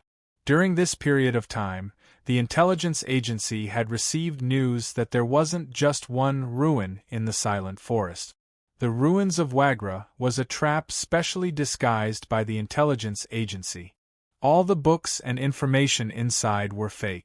To achieve the desired effect, every time a mercenary group went in to explore, someone would go in and rearrange it. At the same time, the mercenary group would be followed, and the books and relics that were sold as treasures would also be tracked. But the news of another ruin messed up all the previous plans. After all, the ruins of the Wagra royal city covered a large area. According to historical records, the towns and villages around the city should have long disappeared in the river of time. But after investigating, Natha believed that someone had indeed found a new ruin that the intelligence agency didn't know about. But there was still a lack of relevant evidence. Either they found the ruins, or they found physical evidence of the ruins' existence. Otherwise, Natha wouldn't have reported it to the cabinet based on some rumors because it could also be a smokescreen set up by the enemy to mislead the public. Faced with this situation, she could only request the intelligence agency to send more people to search for clues. In order to ensure secrecy, the search couldn't be conducted with great fanfare. Therefore, only 3 people from the intelligence agency were sent out. As the wood elf most familiar with the Silent Forest, Natha was duty-bound to lead the charge. Natha's teammates were Nora and another Teflon, Kaysen. Natha's teammates were right beside her. With their agility, the 3 of them were far more efficient than the other teams. They were not searching blindly, but they were tracking the mercenary groups in the forest. The news and rumors were released by the mercenary groups, so the clues were naturally found among them. Mercenary teams that dared to enter the forest in this season were not easy to deal with. Natha's subordinates followed the mercenary teams to monitor them, while she herself was tailing a mercenary team of about 10 people. "We're 2 to 3 days behind." Natha identified the footprints on the ground. Beside her, Nora was carefully learning this tracking technique. However, the group did not go far before she suddenly sniffed and said, "The smell isn't right." Teflon's sense of smell was more sensitive than the wood elves and humans. They were very sensitive to the smell of blood in the air. Natha's expression tightened. The three of them immediately followed the trail. As expected, not long after, they found a ground full of human corpses. Confirm that the surroundings are safe. Kaysen climbed up a tree and observed the surroundings, reporting the situation. Natha and Nora frowned as they looked in front of them. It was obvious that this was a camp that had been set up. If one wanted to maintain their strength during winter, it was necessary to set up tents. Otherwise, a night of cold wind would definitely blow people silly. There were 5 simple tents in the camp, but 3 of them had collapsed. It seemed that some kind of external force had crushed them. Corpses were scattered all over the place. Some of these human mercenaries had weapons in their hands, but they did not escape the fate of death. However, the more Natha looked, the more she frowned. Their deaths were very strange. Attack by magical beasts? Nora looked at the stiff corpses on the ground. She took a closer look and said, "That's not right. There are no footprints of magical beasts or wild beasts. Their clothes are burnt in many places. Could it be that they were attacked by magicians?" Natha reached out and picked up a long sword from the side of a corpse. There were magic patterns carved on the sword hilt. It was obviously a valuable magical weapon. However, the blade was also bent and melted under some kind of external force. To be able to do this, it was probably at least an intermediate magician. Why would a magician attack a mercenary group here? The strangest thing was that nothing was missing from the mercenary camp. Natha looked around and found that the weapons, equipment, and even the silver coins in their pockets were still intact. This proved that the attackers were not after money. It should be known that mercenary groups that fought in the wild were usually for money or lives. She continued to look around, hoping to find some clues. Then her eyes suddenly stopped, because in one of the tent's pockets, Natha saw several relief stone slabs. The style of the relief was very familiar, because Natha had seen similar patterns in Elson and Hersino Magic Tower. This meant that the things in front of her were the work of the High Elves. After days of searching, she finally had a clue. Natha reached out and took out the stone slabs. From the marks on the edges, she guessed that they had been cut with an axe. She had personally participated in the forgery of the ruins of Wagra, so she knew very well that this was not something from the ruins. In other words, the news that there were other ruins in the Silent Forest was now conclusive. But a bigger question followed. How did these people who had successfully found the ruins die? Who did they offend? After a round of inspection, Natha gathered all the things related to the High Elves' ruins and prepared to take them with her. Nola had already checked the surroundings and said, "There are a total of 9 people here, but there are 10 water bottles. Someone escaped? Should be, but this person must know how to counter tracking and didn't leave any footprints." Nora pointed at the snowy ground at the side. There was a small, inconspicuous horizontal mark on the ground. This was a footprint that had been swept by a tree branch. It could still be distinguished at a close distance, but after walking for more than 30 meters, there were no more obvious marks to confirm.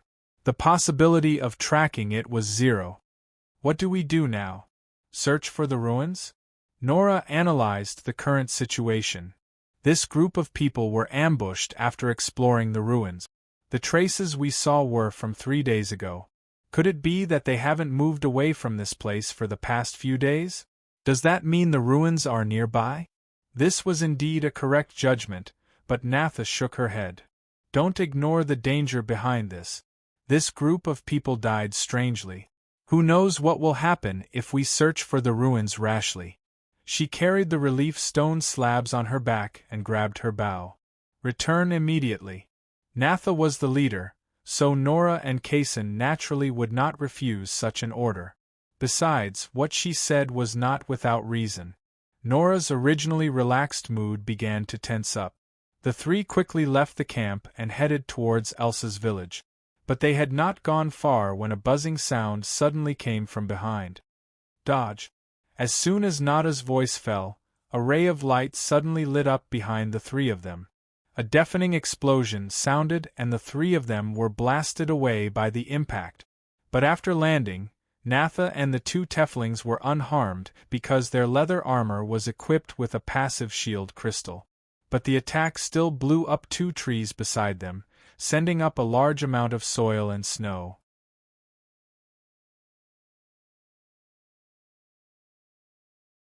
Chapter 950. This time, the three people who originally planned to attack immediately chose to dodge. As the elites of the intelligence agency, they had all kinds of scrolls with them. Natha immediately took out a shield scroll and tore it. As a result, the magic shield that had just appeared was shattered by the continuous attacks of spells in the blink of an eye. If she had not retreated quickly, she would have been completely submerged by this round of attacks. As the spells were aimed at Natha, Nola and Carlson successfully dodged them. However, the figures in the distance did not give up. The light of spells flickered again. Natha's cloak had already been torn in the impact. She turned her head and glanced. In the dust and snow caused by the explosions of spells, the figures had already chased them. They were extremely fast. If they encountered ordinary soldiers, Natha and the other two would naturally turn back and fight.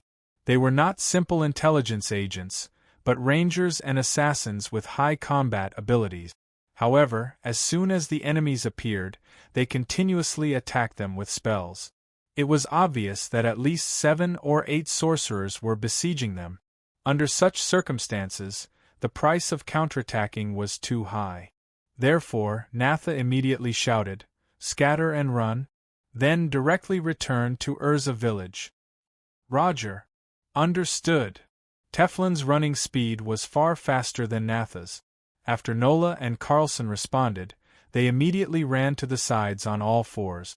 As for Natha, she leaped horizontally and dodged another round of attacks. Then, she suddenly turned around and shot an explosive arrow. Screams could be heard. The continuous attacks finally stopped. The ability of a ranger was fully displayed in this dense forest.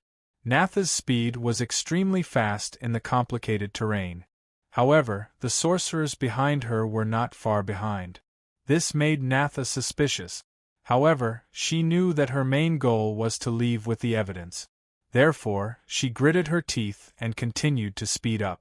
She even used a bottle of expensive, strong stamina potion. This chase lasted for more than half an hour before Natha completely shook off the pursuers. It wasn't that she hadn't thought of turning back to fight, but Natha knew very well that her priority was to deliver information, so she had always restrained the idea of fighting the other party.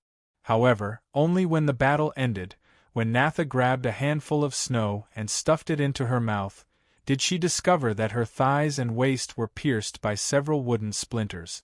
Although her leather armor had a certain level of defense, it did not cover her entire body. The power of the spell explosion just now was really amazing, and the splashing pieces of wood also had a lot of lethality under the impact. Natha reached for the emergency healing potion she carried with her, only to find that the potion had shattered. Gritting her teeth, she pulled out the fragments and used the torn cloak to bandage the wound. Reaching out, Natha grabbed a handful of snow and stuffed it into her mouth. The cold snowflakes melted in her mouth. Swallowing hard, she gritted her teeth and walked forward. 5 days later, outside the moon god Sek's shrine, countless worshippers were piously prostrating themselves before the white marble statue. The image of the statue was that of a woman wearing an elegant robe. She was beautiful, her expression calm, and her arms were spread out, seemingly smiling. It was a full moon night, and even though it was abnormally cold outside, it still could not stop this group of fanatical believers from praying and worshipping the moon god. After presiding over the opening prayer ceremony, Pope Blake returned to the warmth of the room. He wore a thick coat and drank warm ale in front of the fire, chatting with a few of his capable subordinates about the various events that were happening in the kingdom. This prime minister is still very capable.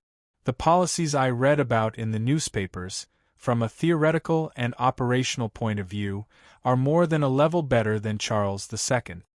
Blake did not belittle the other side because of the previous war between the two sides.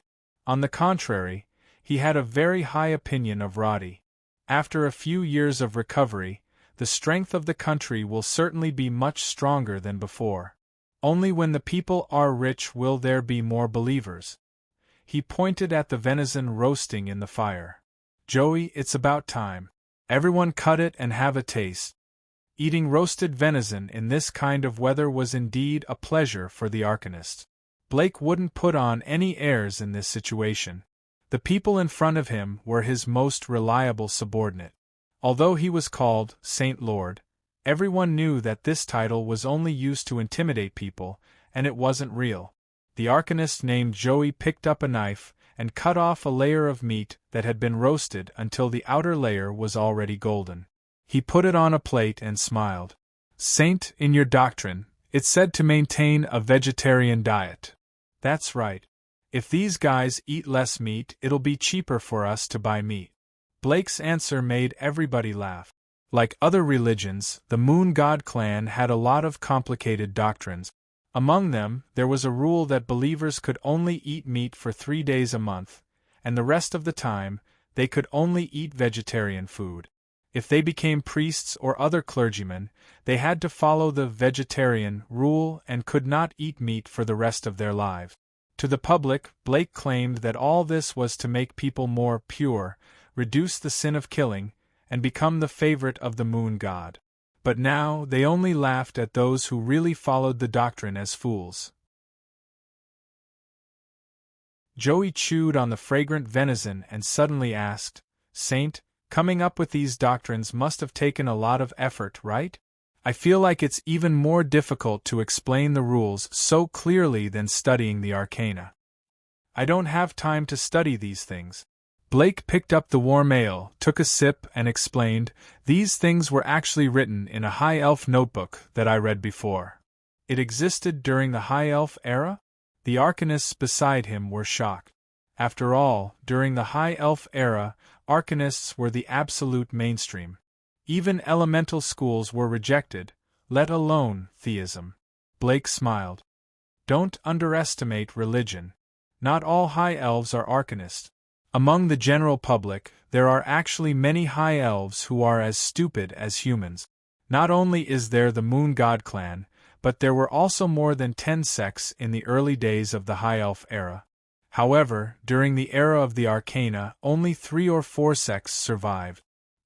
He ate 2 mouthfuls of venison and said to the attentive subordinates in front of him, the Holy Assembly's information on the High Elf era is scattered. In fact, no matter how many books we collect, it's difficult to restore the true nature of a complicated era.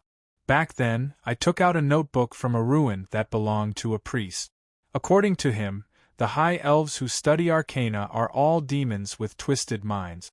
Only by worshipping the Moon God can they be freed. Every religion had this kind of saying. The Viper Cross and the Rose Cross all claimed that, those who believe in me shall live forever. The Arcanists snorted when they heard this. Blake smiled and continued, I suspect that the owner of this notebook is a typical fanatic. In order to win over believers nowadays, we always use arcana spells to create some light and shadow to fool people. But this person in the notebook said that he saw a miracle with his own eyes. The Arcanists looked at each other and then burst into laughter. That's true. Otherwise, how could he be a believer? Only when he tells a lie 10,000 times and believes it himself is a true believer. Joey spun the venison in the fire and sighed. I was wondering why the prayers sounded so weird. So it's a translation from the High Elf language. Yes, in order to make it rhyme as much as possible, it's a difficult task. That's why I didn't change the prayers they chanted most often. Try to recall what they meant. Hearing Blake's words, the Arcanists immediately understood. So it's just the punctuation. If we change the punctuation, doesn't it translate to, May Styrian live forever in the starry sky? Styrian was the name of the Moon God. The believers in the nearby villages had begun chanting this name day and night. But Blake didn't care about the name at all. After eating the venison happily, he returned to his laboratory to continue his arcana research. But not long after, the arcanist Panda, who had been working outside, suddenly reported that he wanted to meet with him. He tidied up his lab table and turned to Panda, who had just entered the room. "You're here so late. What important news do you have?" "Holy Lord, a mercenary found a clue."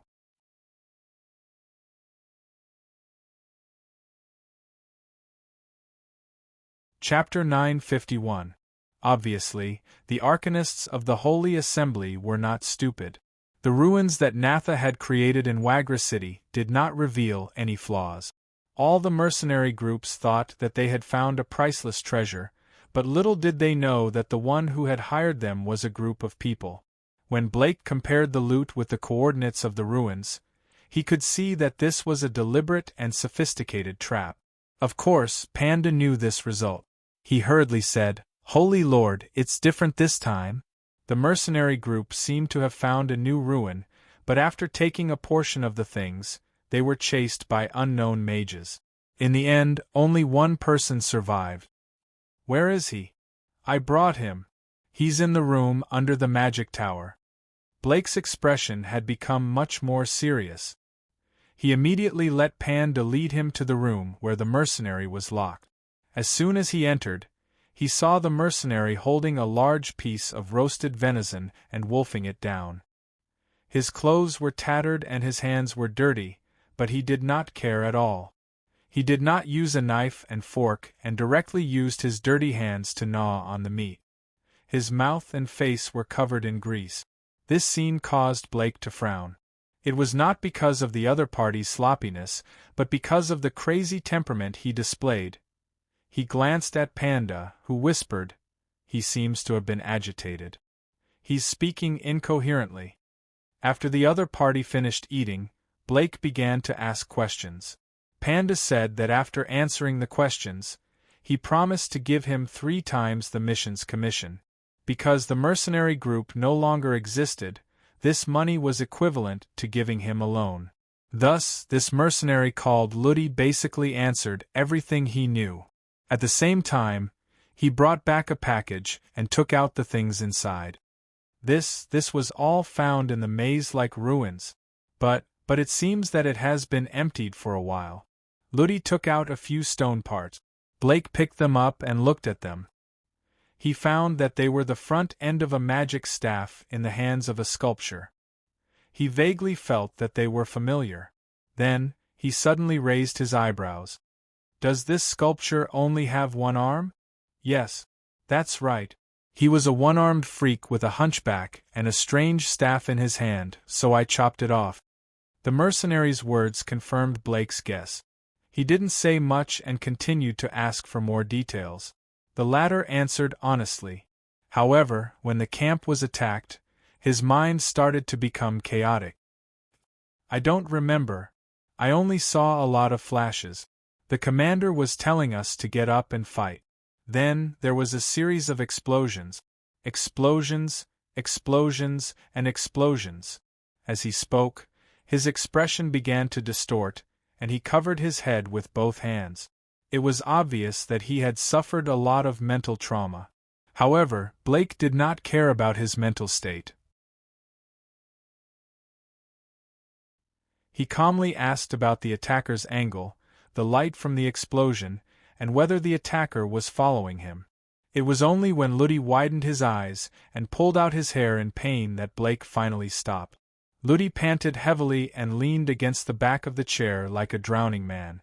"Looks like he's telling the truth." Blake could now tell that this new ruin was completely different from the Wagra city that the mercenaries had found before. First, there were no misleading books here. What could be moved had already been moved. Secondly, they had found the entrance by chance. If not for the fact that the team members had accidentally fallen off the cliff, they would not have found this hidden ruin. Most importantly, the entrance of the ruin had traces of being excavated and then sealed again. If he were Roddy, he would definitely not wait here for people to take the bait. In other words, there was a high chance that this place was a ruin that even Roddy had not found. Just the ruin was not enough for Blake to send people to search for it. He was more interested in what was inside the ruin. The other party was clearly not the same as the High Elves in Wagra City. Elder Dominic once said that the High Elves' arcane research had several major disagreements. Even after the fall of the kingdom, these disagreements were still unresolved. Thus, there are still a few factions among the arcanists. Hearing this, Panda immediately nodded in agreement. However, he then glanced at the mercenary beside him. When the Holy Lord said these secrets in front of him, it meant that this guy would not walk out of here alive today. I remember that the disagreements were mainly about the charged crystal, right? Panda replied. Blake nodded. Yes. Although most people quickly accepted the crystal, many of the conservative faction still believed that the magic crystal was the orthodox arcana school. After that, the disagreements became more and more serious. But in the end, there were no detailed records of the achievements of the conservative faction. I only remember that Dominic once mentioned that one-armed Sumi was the most dazzling leader of the conservative faction. As he said this, he pointed at the part of the staff that Ludi brought back. The tip of his staff was made from 16 pieces of magic crystal. This is a symbol. If other arcanists tried to do this, they would only be blown to ashes. Panda eyes widened. He just realized that this part represented the magic crystal at the top of the staff. Such an unconventional thing would naturally leave a deep impression. He picked it up and looked at it. Then he asked in a low voice, "Then, do we need to explore the ruins?" "No, our focus is on the people who attacked the mercenary group." After saying this, Blake waved his hand. "Let's go. We should discuss our next plan." Panda nodded while Ludi asked, "Then my commission, bang?" Blue light flashed, and his head was completely blown apart by the arcana attack. However, blood and flesh did not splatter everywhere. Instead, it was blocked by an invisible barrier. When the corpse fell to the ground, Holy Lord Blake had already walked out of the house. "Natha! Natha!" The voice seemed to come from very far away. Natha wanted to open her eyes, but she found that her eyelids were so heavy that she could not lift them no matter how hard she tried. She felt her body being lifted a little, but other than some feeling in her chest and abdomen, her limbs seemed to have disappeared. "Can you hear me?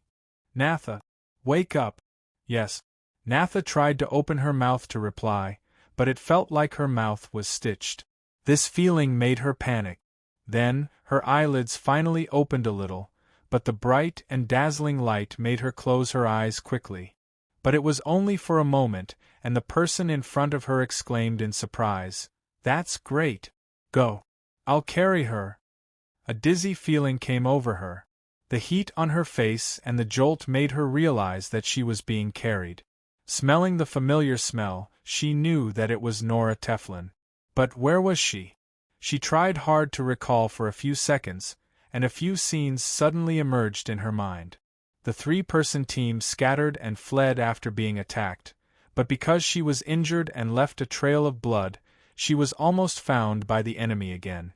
But after running for 3 or 4 days, excessive blood loss and the cold weather finally exhausted her physical strength. Natha estimated that she fainted on the way back to Elsa's village.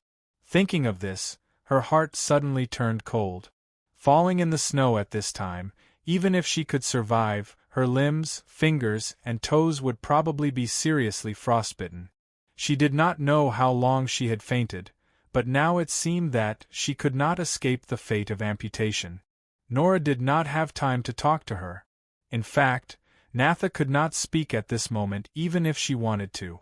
But the speed at which Teflon ran showed that she was also racing against time. Natha was a little dazed. After running for a long time, Nora finally brought her back to the village. After drinking a few mouthfuls of warm water, Natha could finally speak. But she said in a hoarse voice, "Take the things I brought back, and inform Prime Minister Roddy quickly." Although they were in a warm wooden house, Natha had completely lost feeling in her hands and feet. But she did not have the time to think about her future. Instead, she was concerned about the bag of relief fragments that she had risked her life to bring back. Nora bit her lip and nodded. She obviously knew that Natha's injury was very serious this time because the leather armor on her thighs had been soaked with blood, showing a dark red color.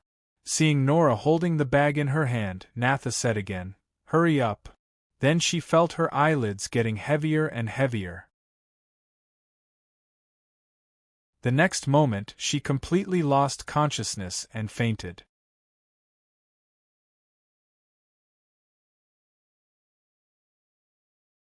Chapter 952. At this time, Natha found that her body was no longer numb, but there were some muscle soreness. She raised her hand in surprise and found that she could move each of her slender fingers. She lifted her leg and saw the brown quilt covering her body. There was no bleach in this era, and pure white fabrics were very expensive to make. Natha thought that she was in a wooden house in Elsa's village, but when she looked up, she found that the environment around her was a little strange. Everything in the room was high elf style. There was a fruit plate and a cup of water on the table next to her. The cup was filled with a dark green liquid. It looked strange, but it had a pleasant smell. She looked out of the window in a daze for a long time before she realized that she was in the city of Hollier. "You're awake." A figure appeared outside the door. Turning her head, Natha found that it was the Grand Arcanist Edith, whom she hadn't seen for a long time. She immediately realized that she was in the Hersino Magic Tower, but she didn't know how she got here. "Drink some potions. It'll help you recover." Edith pointed at the cup of water. Natha knew that she wouldn't lie to her, so she obediently took the cup and drank it. As soon as it entered her mouth, she felt as if she hadn't drunk water for a long time. She drank the refreshing liquid in one gulp. When she put it down, she realized that she was no longer hungry like before she fainted. "Your Excellency Grand Arcanist." "There's no need to call me that." Edith waved her hand. "You've been in a coma for 3 days. When you came, your condition was a little serious. Fortunately, you were treated in time, so you should be fine now." Her posture was gentle and there was no pressure. She sat beside her and continued, "If you have any questions, you can ask me. You're currently in the ICU. If you have any requests, you can also ask me." Natha had heard of the term ward before. Many churches in the Rose Cross had built wards specifically for treating patients with serious conditions. And the ward in the Hersino Magic Tower, wasn't it prepared for dragons? "Your Excellency, how did I get here?" This was the biggest doubt in her heart. Edith pointed outside the window. That was the direction of the Forest of Silent Whispers. "After you asked Nora to pass the message, she went straight to Par's territory. Then, she took the Falcon fighter to the capital. However, the news of your injury traveled faster than a plane. Not long after she left, Prime Minister Roddy had already contacted the dragons urgently. After discussion, they sent a green dragon to fly to the Silent Forest and bring you here." Natha was stunned. Then, she felt a lump in her throat and turned her head to the side. "You're badly injured. If the green dragon hadn't gone, you would have died in Elsa's village. Fortunately, the green dragon is proficient in nature magic and helped to stabilize your condition." Edith saw her shoulders twitching and knew that this wood elf was a little emotional at the moment. However, he still had to say what he needed to say. "But even so, I'm afraid that your limbs were not preserved. You probably stayed in the snow for more than 2 days. When they found you, your limbs were already frozen stiff." Hearing this, Natha involuntarily raised her hands. Her slender fingers moved flexibly. There seemed to be no problem, but she soon found that the calluses left by her years of archery practice were gone. She lifted the quilt and found that she was wearing loose pajama pants. Her white and tender feet had baby-like skin. This was completely different from what she remembered. Because she wore leather boots to carry out missions all year round, her feet were also full of calluses, and there were obvious marks on her ankles. But now everything was gone. This is Sally. Is it His Majesty's divine spell? She couldn't think of anyone else who could recover a body that was already dead. But Edith shook her head. His Majesty's divine spell also couldn't work. She tried many times and even wiped her tears several times. Then, it's Lord Morales. Edith's answer stunned Natha for a few seconds. Then, she realized that this name belonged to the previous Lord of the Green Dragons. Asking a lord to heal him? Natha couldn't believe it, but her intact limbs proved that it was not a joke. She fell silent and looked down at her hands. After a while she said, the Prime Minister, he must have paid a great price. I don't know about this, because he is still dealing with those official affairs in the royal city. Edith said as she got up. If it's possible, let's go out for a walk. Move your limbs and see if there's anything wrong. If you feel uncomfortable, remember to report to me at any time. She pointed to a small magic circle on the bedside table. If you need my help, put your hand on it and I'll come. Okay. Natha pretended to rub her eyes, but in fact she was trying hard to wipe her tears on her hands. Even so, when she got out of bed, her eyes were still red. She put on the soft leather slippers and walked a few steps in the room. Then, she found that whether it was her legs or arms, they were more coordinated and powerful than before. In the past, due to long hours of longbow practice, her bones were somewhat deformed, but now these deformities had completely disappeared, and she could feel that when she clenched her fists, there was a strange power condensing. Lord Morales has paid a great price. Now, you have some of the aura of the dragons on you. Edith pushed the door of the ward open. You probably have to rest here for a while, so let me introduce you to the various areas here. Natha was already a little numb to such information. She pulled the loose hospital gown and followed Edith out. After coming out of the special care ward, Natha realized that there were 6 similar wards, but only her room was occupied. When she went downstairs along the circular staircase, she found a lot of handsome elven men and women chatting and laughing. After a closer look, she found that they were all dragons. Your Excellency Edith. Hello, Your Excellency. Is this a newcomer? When the dragons saw Edith, they all greeted her politely, and even talked about Natha with laughter. Edith introduced them to this wood elf. The dragons were not fools. How could an ordinary wood elf enter Hersino's special care ward? Without even thinking, they knew that she was an extremely important person, so they greeted her politely. If you need help here, just look for us. As long as you don't leave the magic tower, we can help you settle any matter in any half-plane. Stop bragging. If you don't line up, I'll submit my paper first. Line up. Stop fooling around. Looking at their lively manner, Natha could not believe that these people were the noble and cold dragons in her impression. After asking Edith, she learned that they were lining up to submit their written papers to the mages of the magic tower for review. If they passed, they would be given points according to the level of the paper. Some time ago, a get-together was held here, and almost all members of the 5 major dragon clans were invited to participate. As a result, the various entertainment methods in the Helchino Magic Tower were spread to all the dragons.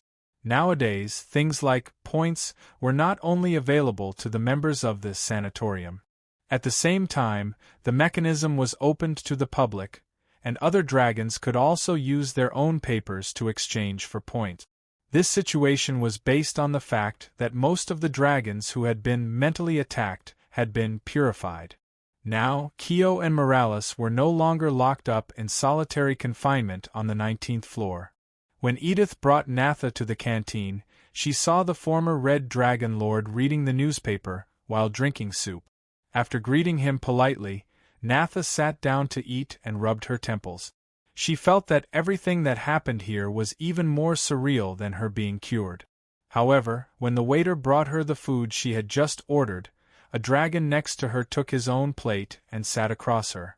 Natha raised her head in surprise and found that the dragons in front of her had a gentle aura and a calm expression. She first smiled at Edith, then said, "You seem to be recovering well? This is Lord Morales."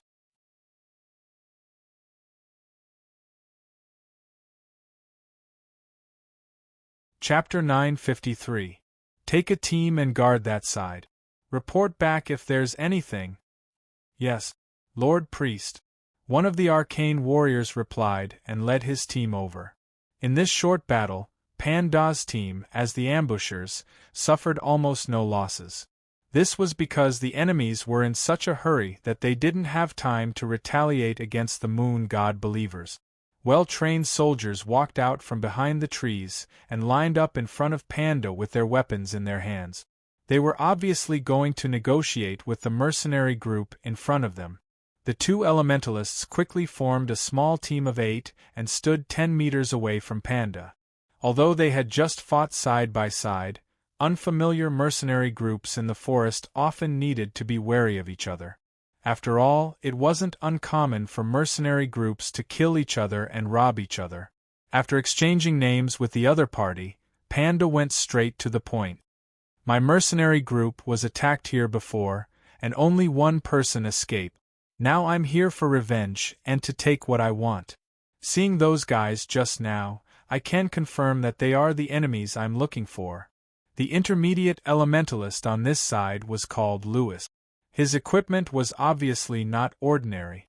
Otherwise, he would not have lasted so long under such a sudden attack. After hearing Panda's words, he nodded and said, "We are here for a mission. Now that we were attacked before we could complete the mission, we have to retreat. We, the Ice Fist mercenary group, will not forget your help. If you need gold or resources, we will agree." Panda waved his hand and did not beat around the bush. "To be honest, I want to find the enemy who killed my men. Secondly, I want to explore a ruin." He saw the elementalist's expression suddenly change and knew that the other party had the same goal. Normally, no one would say what their team was going to do during their first meeting. Panda had no choice but to test him. He knew very well that with his current team, it would be difficult to deal with the enemies just now. Without arcane spells, the whole team's attack power was greatly reduced. Divine spells were more of a support type. They had strong defense and recovery abilities but were not good at attacking. In order to make the team fight, they had to have enough people. It would be fine if there were only 10 enemies, but what if there were 20 or 30? What if they were ambushed? They would not be able to run away. In order to complete Blake's mission, he immediately came up with several plans in his mind. The most suitable one was to hire this team of mercenaries with decent strength. "I am Panda, a high priest of the moon god sect. The enemy just now was a bit strange. May I know the price to hire the Ice Fist mercenary band? Can we hire them now?" To put it bluntly, the so-called mercenaries were people who worked for money. They did not have any background, so there was no problem of opposing them. The vice-captain obviously could not make such a decision. He turned to ask the injured captain, who replied quickly, "Yes." In fact, the Ice Fist mercenary group was one of the more powerful mercenary groups in the Cullen Kingdom.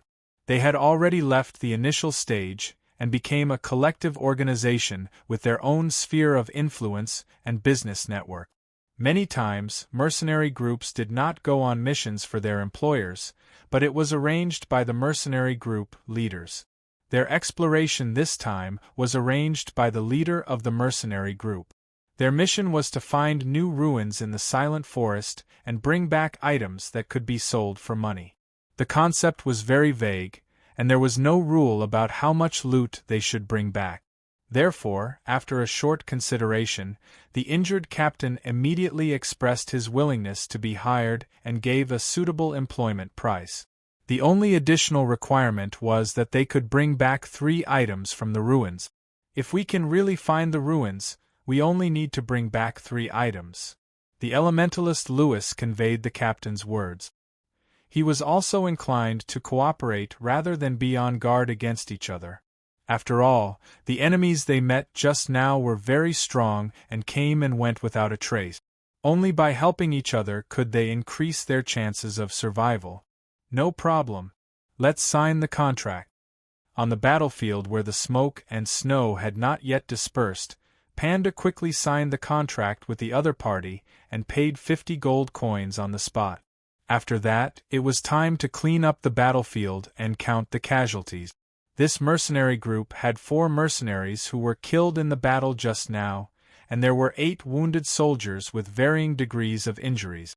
In addition, there were 18 people who could still fight, including 2 elementalists. Since the contract was signed, Panda immediately ordered the priests to start healing them with divine spells. He also personally performed divine spells on the captain of this mercenary group, DeWitt. The power from the goddess of moon was gentle and powerful. The wounded soldiers who received the treatment almost immediately recovered. Captain DeWitt, whose armor was blown up, looked at his abdomen in disbelief. There was a piece of wood stuck in his abdomen, and when it was pulled out, the blood couldn't stop. But with the help of Panda, there was only a shallow scar left. Goddess Sky, I thought only the bishop of the Holy Cathedral could do this. As a swordsman, Captain DeWitt sighed with emotion. The kingdom of Karen generally had a higher recognition of the Rose Cross religion. Panda smiled and said, "The light of the moon god Styrian shines on the earth. He just showed his existence before, didn't you notice it?" "Priest Panda, you mean the moon that day?" DeWitt's eyes widened, and the people of the Ice Fist mercenary group looked at each other. Miracles were too far away for people. Although the Rose Cross had many believers, it had been many years since the God of Light had any sense of existence on the continent. In contrast, the impact of the Moon God clan was obviously more convincing. Seeing these mercenary groups quickly believe in the Moon God clan, Panda's tense nerves finally relaxed. Later, during the inspection of the outer battlefield, they found 2 enemy corpses. After taking off the tattered robes, everyone could recognize that they were 2 thin, young wood elves. And such a discovery made Panda and DeWitt fall into deep thought. No wonder Urza village issued a notice not to let the caravan visit other villages. So these guys attack humans? Amidst Devitt's doubtful voice, Panda squatted down and dug out the magical crystal that had already been drained of energy from the corpse's tightly clenched hand. What did they do? About 20 kilometers away from Panda and others, Natha had led this super-luxurious mercenary group to the place where she was attacked. When moving in the forest, Kardashian and others directly used magic power to fly instead of shapeshifting. This was because they needed to suppress their dragon's aura at all times. Otherwise, if they simply flew, the surrounding animals would be thrown away, which was obviously unnecessary. The smell of magic has disappeared, but the stench is still very strong. Iskar looked around with a serious expression. Rubens and Stika, on the other hand, were like tourists. They swayed left and right, kicked the corpse fragments with their feet, or stretched out their hands to break the branches of the trees. Eshin carefully cast an illusion enchantment in the surroundings so that they could not be seen from afar.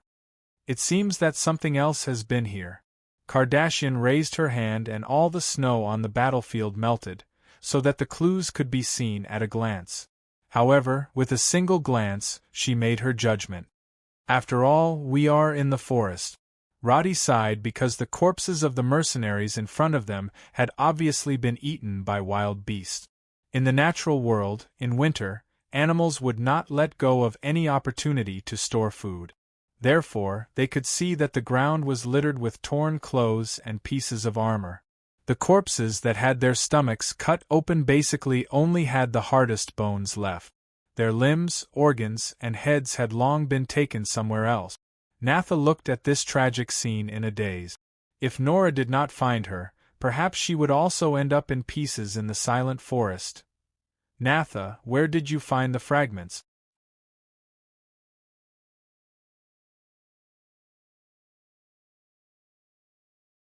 Chapter 954. Natha didn't really understand, but she didn't dare to ask. After all, the person in front of her was a bona fide Lord-level dragon. Even without the title, her strength wouldn't be reduced. There was no meat on Morales' plate, only fruits and vegetables. She quickly finished her meal and raised her hand in front of Natha as a sign that she had finished checking. There shouldn't be any problem. You've recovered well. I'll go back first. She didn't say anything else and didn't like to be polite. She got up and left. After Natha finished her meal, Edith accompanied her back to the ward. At this time, Sally had finished her work for the day and hurried back. As soon as she entered the door, she saw Nada's appearance and rushed over to give her a hug. "Phew, you're finally awake." She held Natha's hand and looked at it carefully for a long time. Then she patted her chest. "You don't know how anxious Roddy was a few days ago. I heard from Kardashian that he almost came here on his baby dragon. But then he remembered that you were seriously injured, so he asked Sir Sticka." Natha was silent, but Sally was more concerned about the culprit. "Who did it?" The forest of silent words is too big. It's difficult to investigate this group of people. Tell me in detail. I've asked Nora and Kaysen before, but that group was obviously chasing you. You should know them better, Natha, right? They've been chasing me very closely. I didn't expect a mage to have such good stamina, and Natha explained in detail.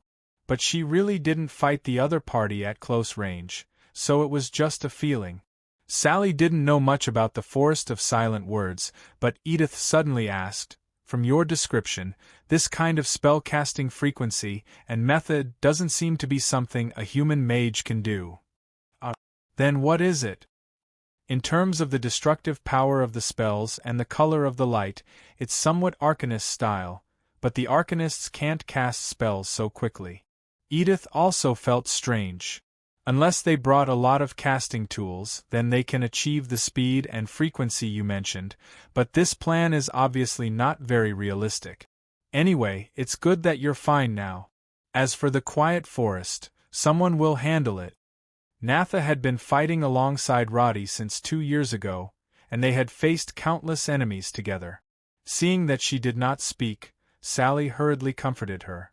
But in the end, Natha couldn't hold it in and sobbed, I messed up what he asked me to do. In the end, I made him pay such a huge price to save me." "What are you blaming yourself for?" Sally had never seen Natha cry before. She hurriedly opened her arms and hugged the weeping wood elf in front of her. "Don't think too much, it's good that you're safe now." Natha couldn't stop her tears. She really wanted to whisper her true thoughts into Sally's ear, but seeing Edith at the side, she opened her mouth and finally fell silent. Damn it! The hot-tempered black dragon Hurlo Rubens couldn't help but curse. So close. So close. Dragon God above, do you have the heart to torture us young dragons like this?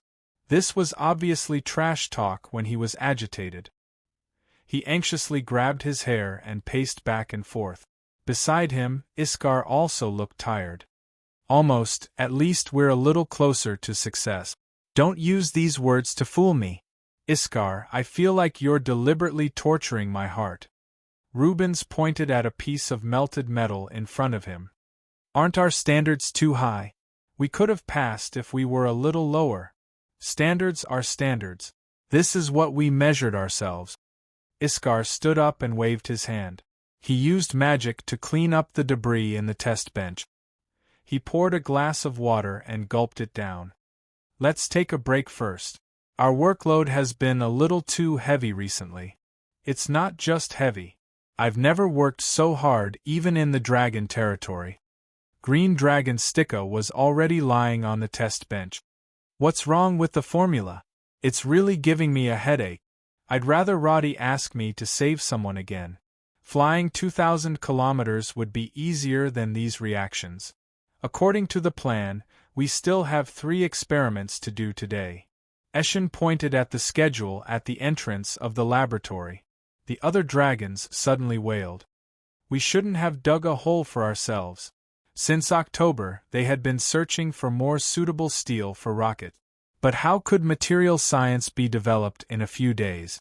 With Kardashian's guidance and help, the 5 dragons had indeed developed countless formulas in more than a month, but none of them could be used on rockets. Although the main goal was not developed successfully, the other seemingly useless formulas could be directly used in other departments of the Kingdom of Karen. Trains, cars, trucks, weapons, and even all kinds of building structures could be used. Roddy had saved a lot of research funds for this. However, the continuous failure of the experiments had finally made these dragons tired. Even Eshin, who had the best patience, had begun to get distracted recently. At this moment, Kardashian took the lead and pushed open the door of the laboratory. She clapped her hands and said, "Come, come, I brought something new for everyone to see." The dragons who were bored to death looked up. Rubens rubbed his eyes. "What's new? New materials? I feel like puking now when I smell the smell of melting steel." Roddy, who followed Kardashian in, smiled and said, "Of course it's not materials. The R&D department has just completed the things I mentioned before. The weapon that Iskar and Eshin said they wanted to try." He stretched out his hand and pointed outside the door. "The name of the weapon has not been named yet. I want everyone to try and decide what it should be called." "You really made it?" Iskar immediately became interested. Roddy had only told him about this idea before. In the end, a group of dragons had been busy trying out materials all day, and he had almost forgotten about it. Iskar had always been curious about the weapons that humans had developed. At this time, he came down from the experiment table and looked behind Roddy. "Where is it? It's a bit complicated. If you are interested, let's go out and try it?" Roddy turned to look at the dispirited Rubens and Stika. "When doing things, you have to strike a balance between work and rest. Let's relax first and go out for a walk. How about that?" Okay, I really want to go out and get some fresh air." Rubens was the first to respond. Naturally, the others also said that the laboratory was too boring. So everyone stopped talking about the experiment plan hanging on the wall. One by one, they stretched and followed Roddy to an open space outside the Dragon Tower. The huge wooden box was directly flown in from the airport outside Elson City. On the outside, there were also seals such as Inspection Passed, Magic Seal Intact, and other inspection marks. Kardashian used magic to remove the packaging, and then took out the handheld metal barrel that looked about 2 meters long. "Looks good." This thing did not have the ornate carvings of the High Elf. Instead, it was all extremely simple metal lines. The cold beauty immediately made Iskar a little fascinated. When he picked it up, he carefully picked it up as if it was a fragile work of art. The principle is actually similar to the crystal cannons used on the battlefield before, but this one has a smaller diameter and a longer range. At the same time, we also developed special shells to achieve different effects. In an instant, Roddy turned into an arms dealer and began to explain the various characteristics of the handheld crystal cannon to the group of dragons. At this time, he looked no different from usual, but only Kardashian knew that Roddy had been closely investigating what happened in the Silent Forest these days. How could this not be a shock to Roddy when Natha almost died? But now, he was very shrewd. Facing the few dragons, he still laughed as he picked up the different-shaped bullets and explained, according to the information left by the High Elves, in the real demon army, members will often evolve various kinds of shells in battle. Misha also proved this point.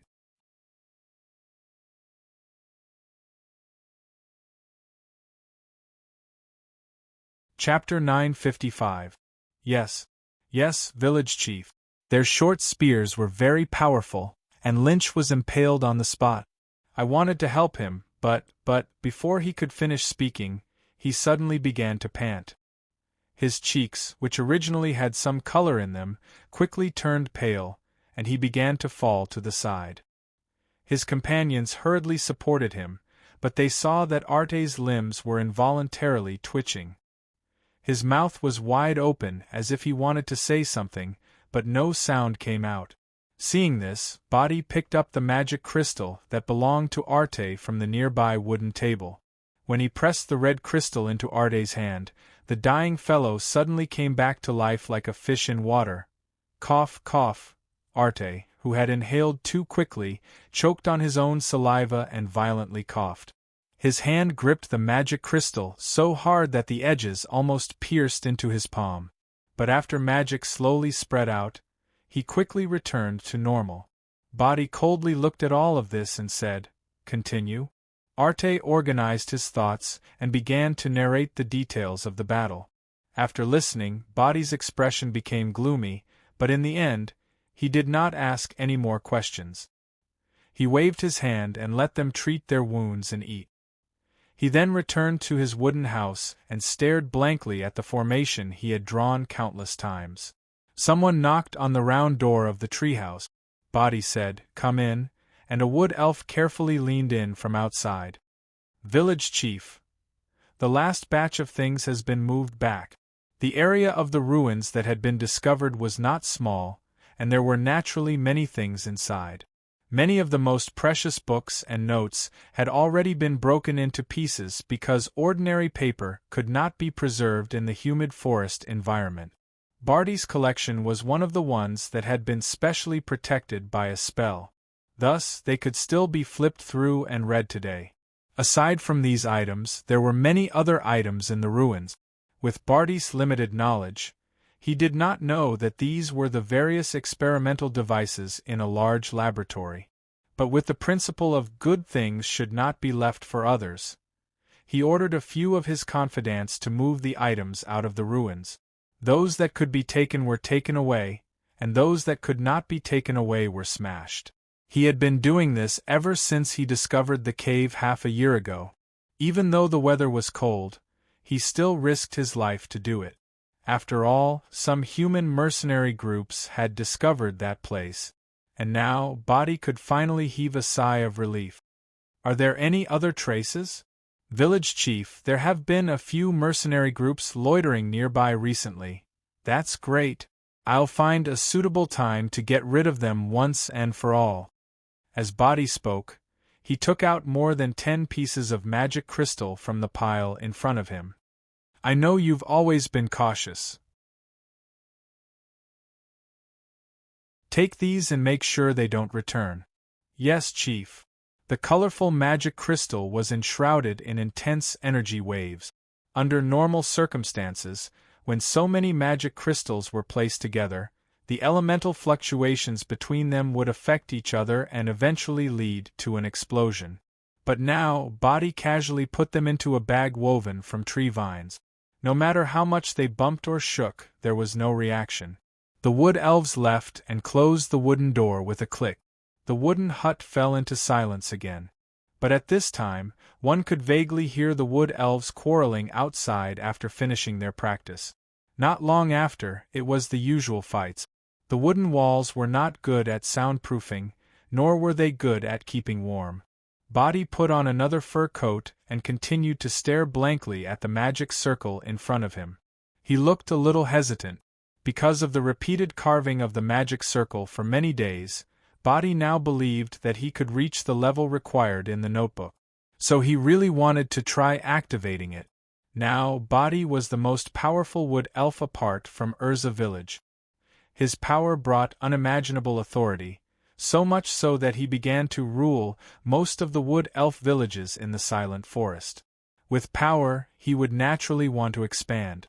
And Urza village was a nail in his eyes that he had to pull out. How to expand? So, Body began to recruit people from various villages and began to instill the words mentioned in the notebook into these weak wood elves. At first, he only imitated, but as he spoke more, his way of thinking seemed to change. Until now, Body, who was originally hesitant about expanding, had already made up his mind. But if he really wanted to become the absolute commander, he knew that he had to go further than these wood elves. Currently, these people could only cast spells with the magic crystal in their hands. Without this raw material, they were useless. Barty wanted to control his fate in his own hands, so he finally stood up and decided to activate the formation that he had engraved countless times. After embedding the magic crystal into it, Barty carefully moved the slate magic circle that he had taken from the ruins outside the hut.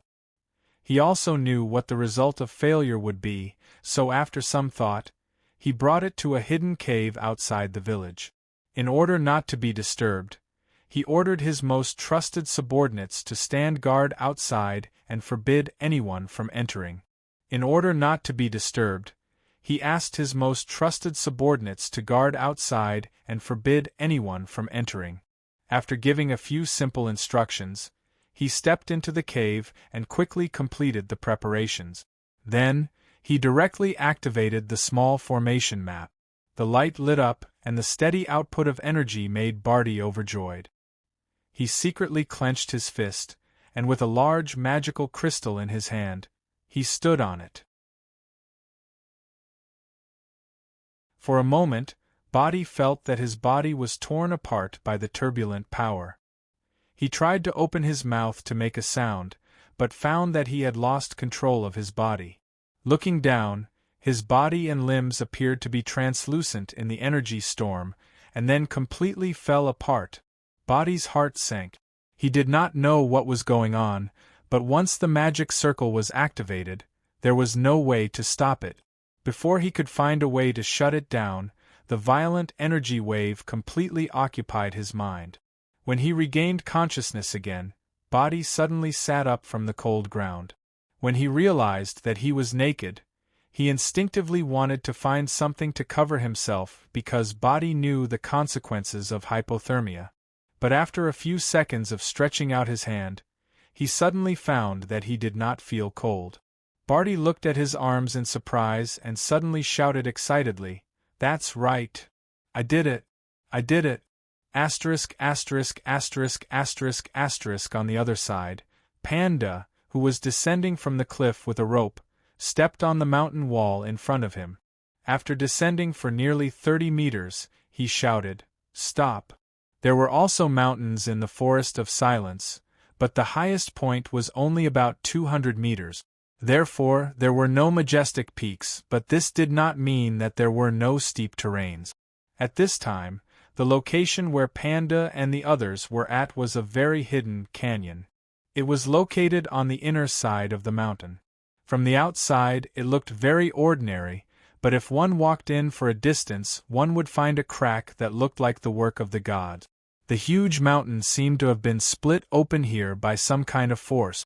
There was a gap that was 5 to 6 meters wide in the straight cliff. Halfway down the straight cliff, Panda followed the gap and found the simple cave in front of him. Panda looked around. There were many footprints where he landed, and there were also climbing marks on both sides of the cliff. This meant that someone had gotten here before him. However, Panda was not surprised. After all, he had accurately found this location based on the mercenary Rudy's clues. He was here now to confirm if there was more about the High Elves' legacy inside. "Everyone, come down one by one. Leave someone to guard the top." He ordered the team of 40 to explore the cave. In order to ensure safety, he naturally could not let everyone go in. The team was divided into 3 groups. One group went in to explore, one stayed outside, and one stood guard above. Each group also had a rotating list to conserve energy.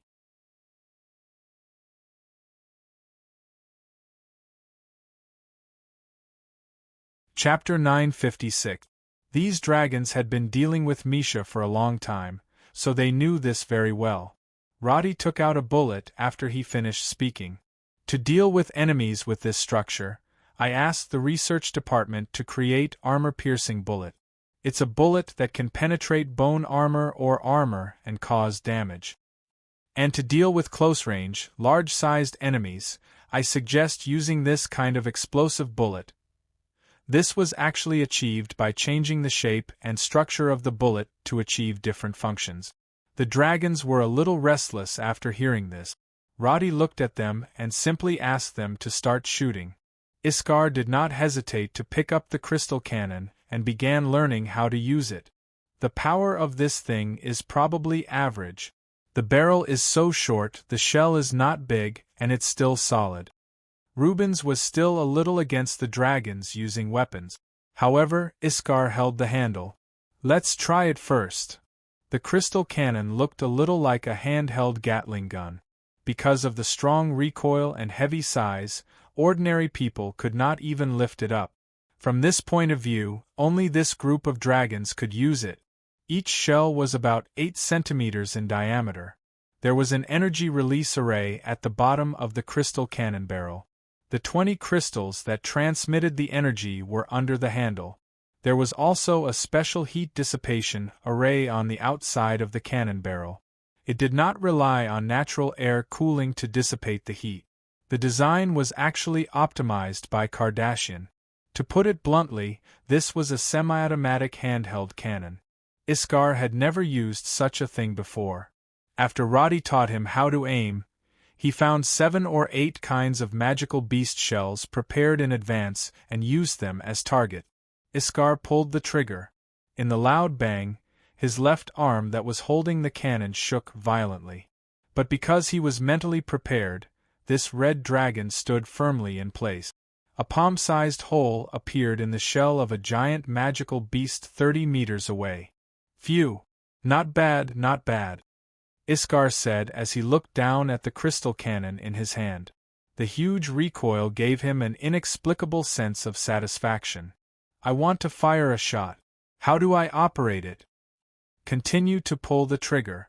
Roddy pointed at his left hand. Iskar was stunned and his expression changed slightly. He continued to fire. After more than 10 shells were fired, the shells of a few magical beasts in the distance had already been smashed into pieces, and the piles of straw behind the shells were smashed into pieces by the rolling bullet. This kind of power was not as great as the dragon's spells, but it was the first time that everyone had seen the continuous shooting mode. Rubens walked over and picked up a fragment. I can only say it's not bad. No, if you really face a demon, the first shot to the head will be enough to kill them. Moreover, this thing can be fired almost infinitely. Eshin quickly analyzed his conclusion. Roddy laughed and said, "This is where it's more convenient than using spells. The interval between attacks is very short, 1 shot per second. If you cast 1 spell per second, how long can it last?"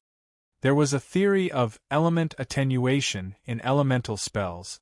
That is, if you cast too many spells in the same place, the surrounding elements will become thinner, and the power of the spells will be greatly reduced, even leading to the failure of casting.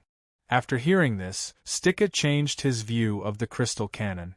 He went over to look for the wreckage of the armor-piercing bullet and found that after the bullet penetrated the shell, it became an irregular metal block. He held the bullet and guessed, if this thing was shot through the shell of the demon at the same speed and rolled through its body, I'm afraid its internal organs would be directly smashed, right?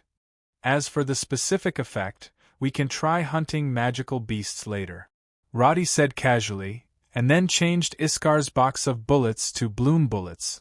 The head of this shell was flat, and it had a stronger stopping and rolling ability, but the effective range was shorter. Iskar aimed the crystal cannon at the magical beast's skin that Roddy asked for.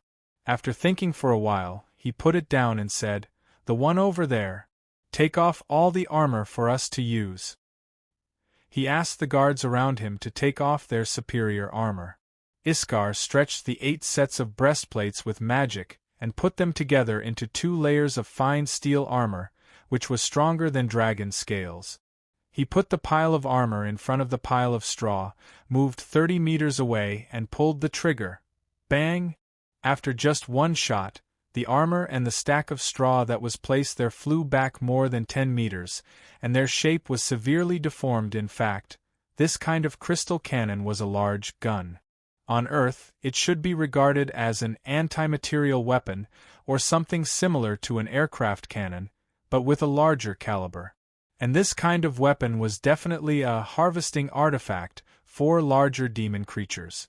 Looking at the fragments in front of him, Eshin raised his hand and said, "How about we try to use a shield?" Yes, let's try a shield. Rubens was also shocked by the movement in front of him. He no longer dared to underestimate it, so he, Stika, and Eshin took turns to condense various elemental shields in the open space, and then took turns to fire the cannon. Now that they had a certain level of scientific literacy, it did not take long for this attempt to become an experiment. Several dragons took out a pen and paper to make a chart, and began to record and compare the effects of the bombardment.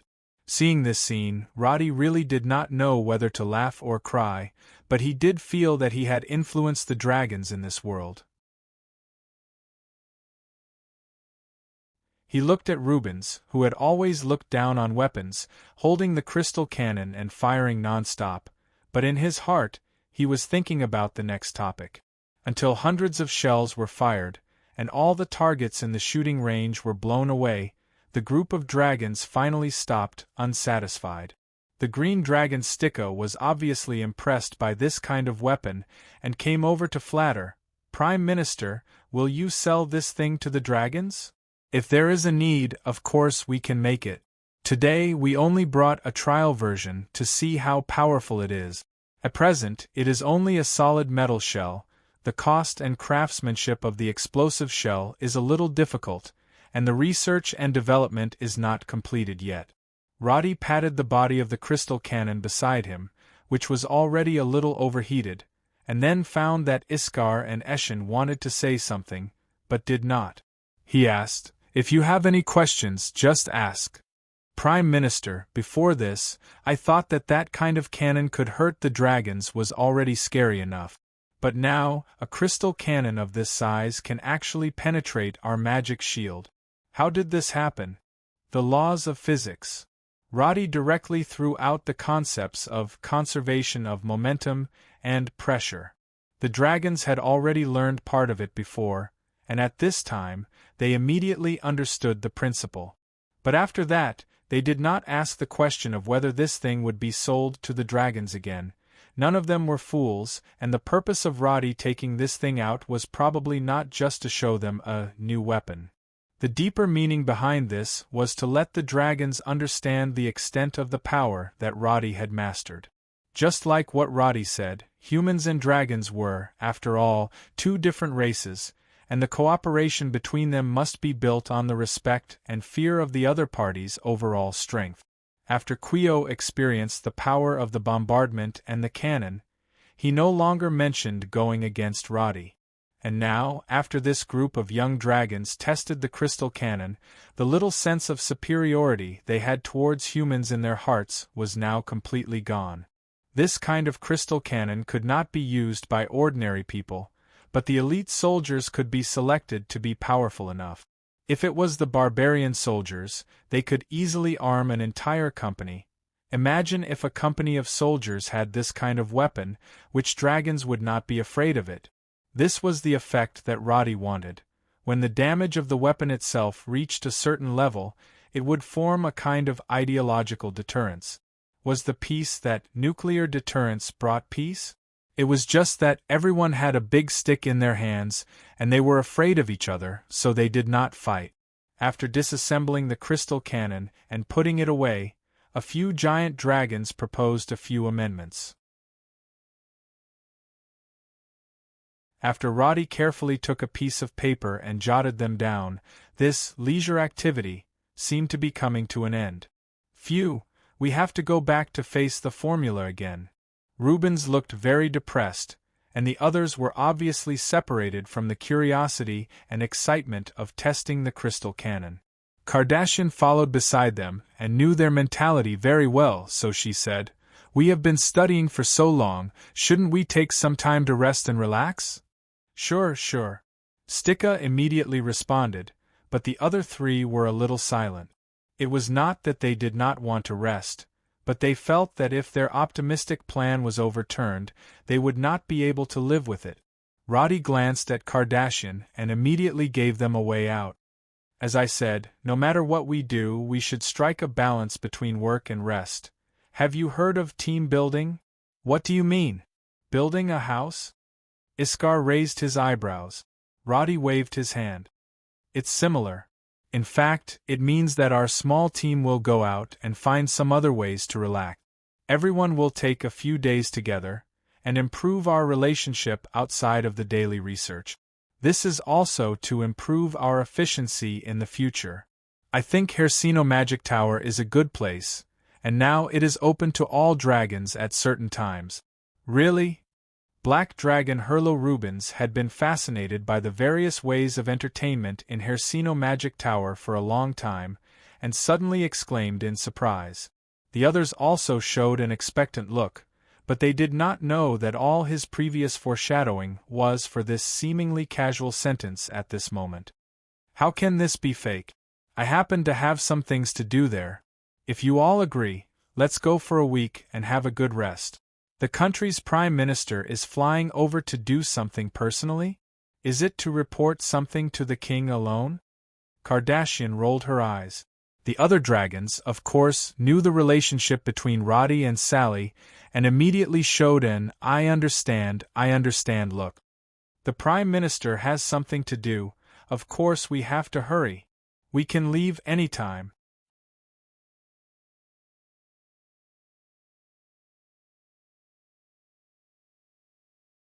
Chapter 957. By the way, I heard that you were researching the relationship between the High Elves and the demons. Is it related to this? Eshin suddenly thought of this. Roddy nodded. Yes, because I couldn't find anything useful in the existing materials. My research has been stagnant for a long time. But I just received news that someone found a new High Elves ruin in the Forest of Silent Whispers. I plan to go and take a look. I hope it will help me. His explanation was flawless. The other dragons didn't find it strange. Stika even came up to him. Isn't that great? Hollier is just beside the Forest of Silent Whispers. Speaking of which, we should also research on the demons and write a paper, right? That's true. I've seen Luca and the rest handing in their papers for points all day. They mentioned to me the last time that the feudal lords are interested in the quality of these papers. They might even set a review standard in the future to urge us to study spells. There were actually quite a few slackers among the various dragon tribes. They were lazy people who spent their days in a drunken stupor. Previously, the dragon lords had a lot of headache. Now that there was something that most dragons were passionate about, they naturally wanted to take advantage of it. Iskar also felt that writing papers was about to become a trend. He turned and asked then, Prime Minister, do you think are we a team? Roddy didn't expect them to fall into his trap so easily. But thinking about it, after he used the handheld crystal cannon to intimidate them, the young dragons were obviously more willing to lower themselves and cooperate with him. He reckoned that no matter what he said, they would try to agree with him. Of course. He knew what Iskar wanted to say the moment he heard his tone. Everyone, just provide me with some information. I will sign my name at the end of the paper. This suggestion was immediately agreed by everyone. So Roddy quickly announced that everyone would gather in Hollier in half an hour. After everyone left, Kardashian, who had returned, sighed. Are you really going to go yourself? I have the inheritance of Ducal. Many details can only be found by comparing them on the spot. Roddy was no longer as humorous and relaxed as he was a few minutes ago. His brows were tightly knitted as he tidied up the demon information he had sorted out. Some mercenary groups have already been to this ruin. Who knows how many things are left there? Kardashian looked at him and pursed her lips. Finally, she said, I know you want to avenge her, right? Roddy, whose back was facing her, paused. His hand that was holding the document bag tightened. Yes. If you like it, just say it. It's already come to this, and you still don't want others to know? Kardashian had witnessed Roddy's reaction after learning about Natha's injury, so she knew how important Natha was to him. Speaking of which, after the end of the war, Roddy had become more and more sophisticated. He was able to deal with the dragons with ease, which often gave Kardashian the illusion that his rationality had become instinct, and sometimes he was even as calm as a machine. But that day, Kardashian witnessed the scene of Roddy's hair standing on end in a rage. Because of the energy of the Shadow Dragon crystal, Roddy's aura burst out at that moment was difficult to distinguish between human and dragons. The result of almost losing control of his emotions was that all the furniture in the house were turned into powder in the impact. Since the establishment of the Intelligence Bureau, there had been so many casualties, but Roddy did not even blink his eyes. But the news of Natha's injury almost made him lose control. Even a fool knew what it meant. But Roddy did not respond to her question. After a short pause, he just stuffed the document in. "Why, are you afraid that I'll be jealous?" Kardashian walked behind Roddy and reached out to hold him. "Actually, I've long noticed that the woman around you, the more I experience, the more I'm afraid of losing." Roddy's voice was hoarse. He held Kardashian's hand. "Even dragons will have their souls returned to the dragon god one day. I want to grasp everything, but how many people can really walk towards eternity?" Kardashian originally had a teasing expression on her face, but after listening to his whisper, she was a little distracted at this time. ********* On the other side, the team organized by the Holy Assembly had set off for several days. Pope Blake of the Moon God clan did not accompany them.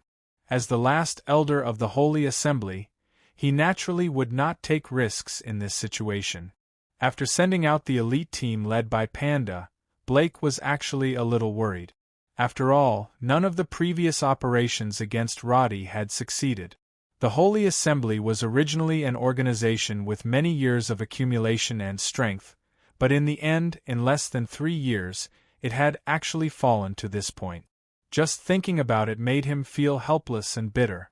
Arcanists did not believe in God, and they also did not believe in illusory things such as destiny. In the eyes of Arcanists, prophets were a group of fools and clergy were simply liars. Their ideas were a little extreme, but reality often proved that Arcanists were not wrong. Prophets could not accurately predict anything, and clergy could not really let God descend. Blake felt a little bored as a charlatan, but in order to deal with the believers, he still had to lead them in chanting prayers every day and collectively kneel to the statue of the moon god. The contents of these rituals were all copied from the notebook by Blake, including when to worship, when to hold the ceremony, and even the movements of chanting prayers. He completely restored these things to make the outside world no longer suspect the identity of the Holy Assembly. Because the stronger the charlatan aura, the harder it was to suspect the identity of the members of the Holy Assembly.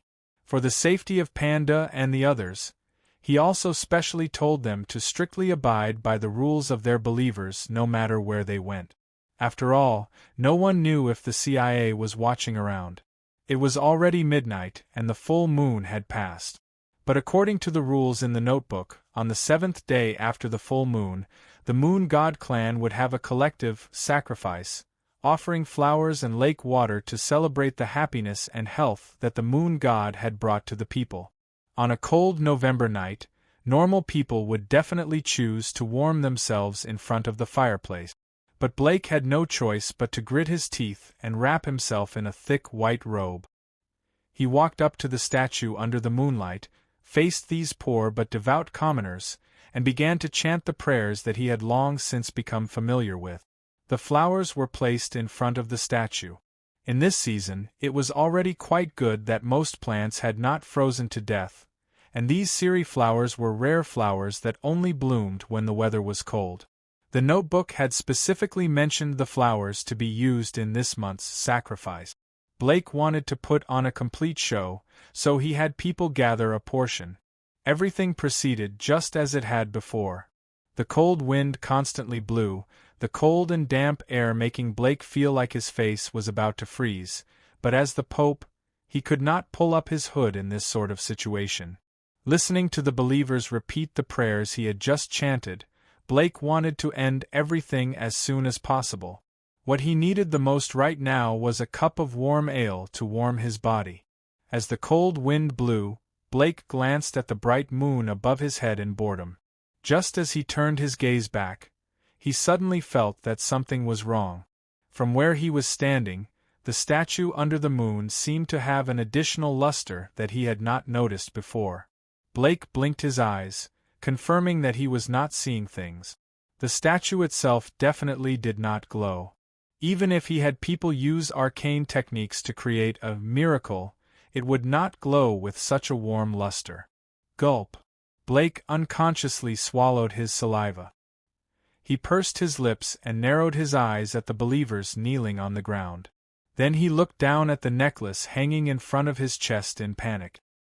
He had casually made this necklace according to the method mentioned in the notebook, choosing a material called sapphire blue stone and chiseling it on a full moon night.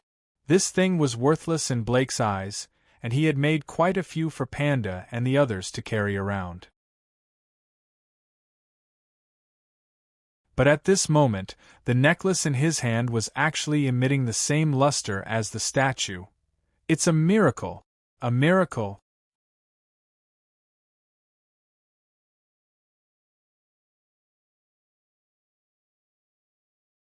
Chapter 958. Blake, the Lord of the Moon, felt that things were getting out of control. He tried to figure out what was going on and took a step forward, trying to control the situation. Don't panic. Be devout to the moon god. Her light will shine on the earth, and you and I will both gain power from it. However, when Blake turned his head around, he was so shocked by what he saw that even though he was a senior arcana master, he still took a few steps back. The statue seemed to have been activated, and its whole body was emitting the same silver-white light as the moonlight. The calm face seemed to be alive. When Blake looked at it, he even felt that he was looking into the gentle eyes. What was even more shocking was that Blake felt that the statue's lips were moving slowly, as if it was saying something. Arcana spells would not have such an effect, nor would elemental spells or natural spells. Even all the divine spells that Blake knew could not cause such a scene. However, something suddenly flashed across his mind, and his face froze. In the notebook that recorded the rules of the Moon God clan, there were also records of miracles. The Arcanist's understanding of miracles was magic tricks, just like what they did to attract believers in the past. They created effects with a few spells. How could ordinary people tell them apart? Not everyone in the High Elf era was an Arcanist. Blake thought that the Moon God clan also used similar method. However, what he saw now told him that things were not as simple as he thought. The statue was surrounded by light as if it had come to life. The moon in the sky also had an obvious halo. If one stared at the moon, they would see that there were many light curtains hanging down from the sky. In order to create the effect, Panda and the others tried their best to simulate the so-called light curtains with arcana spells, but the light curtains could only be seen by people in a small town. At this moment, Blake stared at the bright moon. He was sure that the height of the light curtains must be more than tens of thousands of meters. Not to mention Panda, even if the Grand Arcanist was still alive, he would not be able to create a spell of this scale.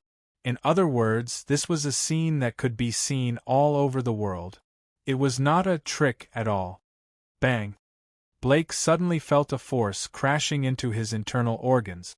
His body shook and he quickly covered his mouth with his hand. After coughing twice, the Sacred Lord realized that his palms were covered in blood. When an Arcanist's view of the world collapsed, the power they controlled would involuntarily backfire. Blake's face turned pale when he saw the blood in his hand. If this continued, he would probably die from the backfire of the energy without a sound. I can't die. I can't die like this, he muttered in a low voice and wiped the blood from the corner of his mouth. He raised his head and faced the light falling from the infinitely deep sky. He began to loudly recite the prayer that he had read countless times. The violent energy collided in his body, and although it was painful, Blake endured it. The voices of the believers grew louder and louder, and they were completely devoted to the moon god because of this miracle that was far larger than any before. When the light screen gradually disappeared, Blake finally opened his eyes that had been closed for a long time. Praise the moon god! As this arcanist acknowledged the existence of the god in his heart, a cool feeling suddenly spread throughout his body. Blake suddenly shivered. He took a deep breath. The cold wind was already too much for his body to bear, but at this moment, Blake felt that he had instantly returned to his youth. His limbs were full of strength. Sacred Lord! Hearing the shouts from both sides, he turned his head and found that the arcanists beside him were all looking at him in shock. He raised his eyebrows slightly. "What's wrong?" Your hair." Blake reached out and pulled his originally combed hair in front of his eyes. Only then did he find that his originally gray hair had turned silver, similar to the moonlight. Then he found that his hands were no longer dry and wrinkled. Instead, they were full and tender. Clenching his fists, Blake slowly took a deep breath and felt the new power. Finally, he said, "Continue the ceremony." It was supposed to be a simple ceremony, but because of the miracle, it became a grand ceremony for the Moon God clan. The light screen in the sky ended after the prayers were recited. This made the believers even more convinced of the existence of the moon god Styrian, and they were even more devoted to the moon god's representative on Earth, Lord Blake. Until midnight, when Blake announced the end of the ceremony, the believers were still unwilling to leave. Many of them were still kneeling on the ground, chanting the name of the moon god clan. After further questioning, Blake finally learned that many believers in the crowd who were disabled or sick had been cured or greatly improved in the light beam. Obviously, today's ceremony did not only bring a visual shock, but also a practical effect that could be accepted and believed by the general public. After returning to the magic tower, Blake did not say a word. His trusted followers, who usually talked casually, also remained silent. The arcanists were all smart people. Of course, they understood what had happened today. However, it was obviously difficult for the descendants of the High Elves to accept the truth. Some of them had already fainted due to the strong backlash. At this time, Blake's trusted followers all looked pale. Lord Blake sat in front of the fire for a long time. Finally, he said tiredly, "From now on, there is only the Moon God clan. There will be no more holy assembly." Everyone suddenly looked up, wanting to say something. However, no matter how much they wanted to say, the truth in front of them was irrefutable. They looked at each other and finally bowed respectfully. "Yes, Lord Saint. Go back and rest." Blake, who looked almost 20 years younger, waved his hand and let everyone leave. When he was the only one left in the room, the pontiff, who had complicated thoughts, walked back to his study in a daze.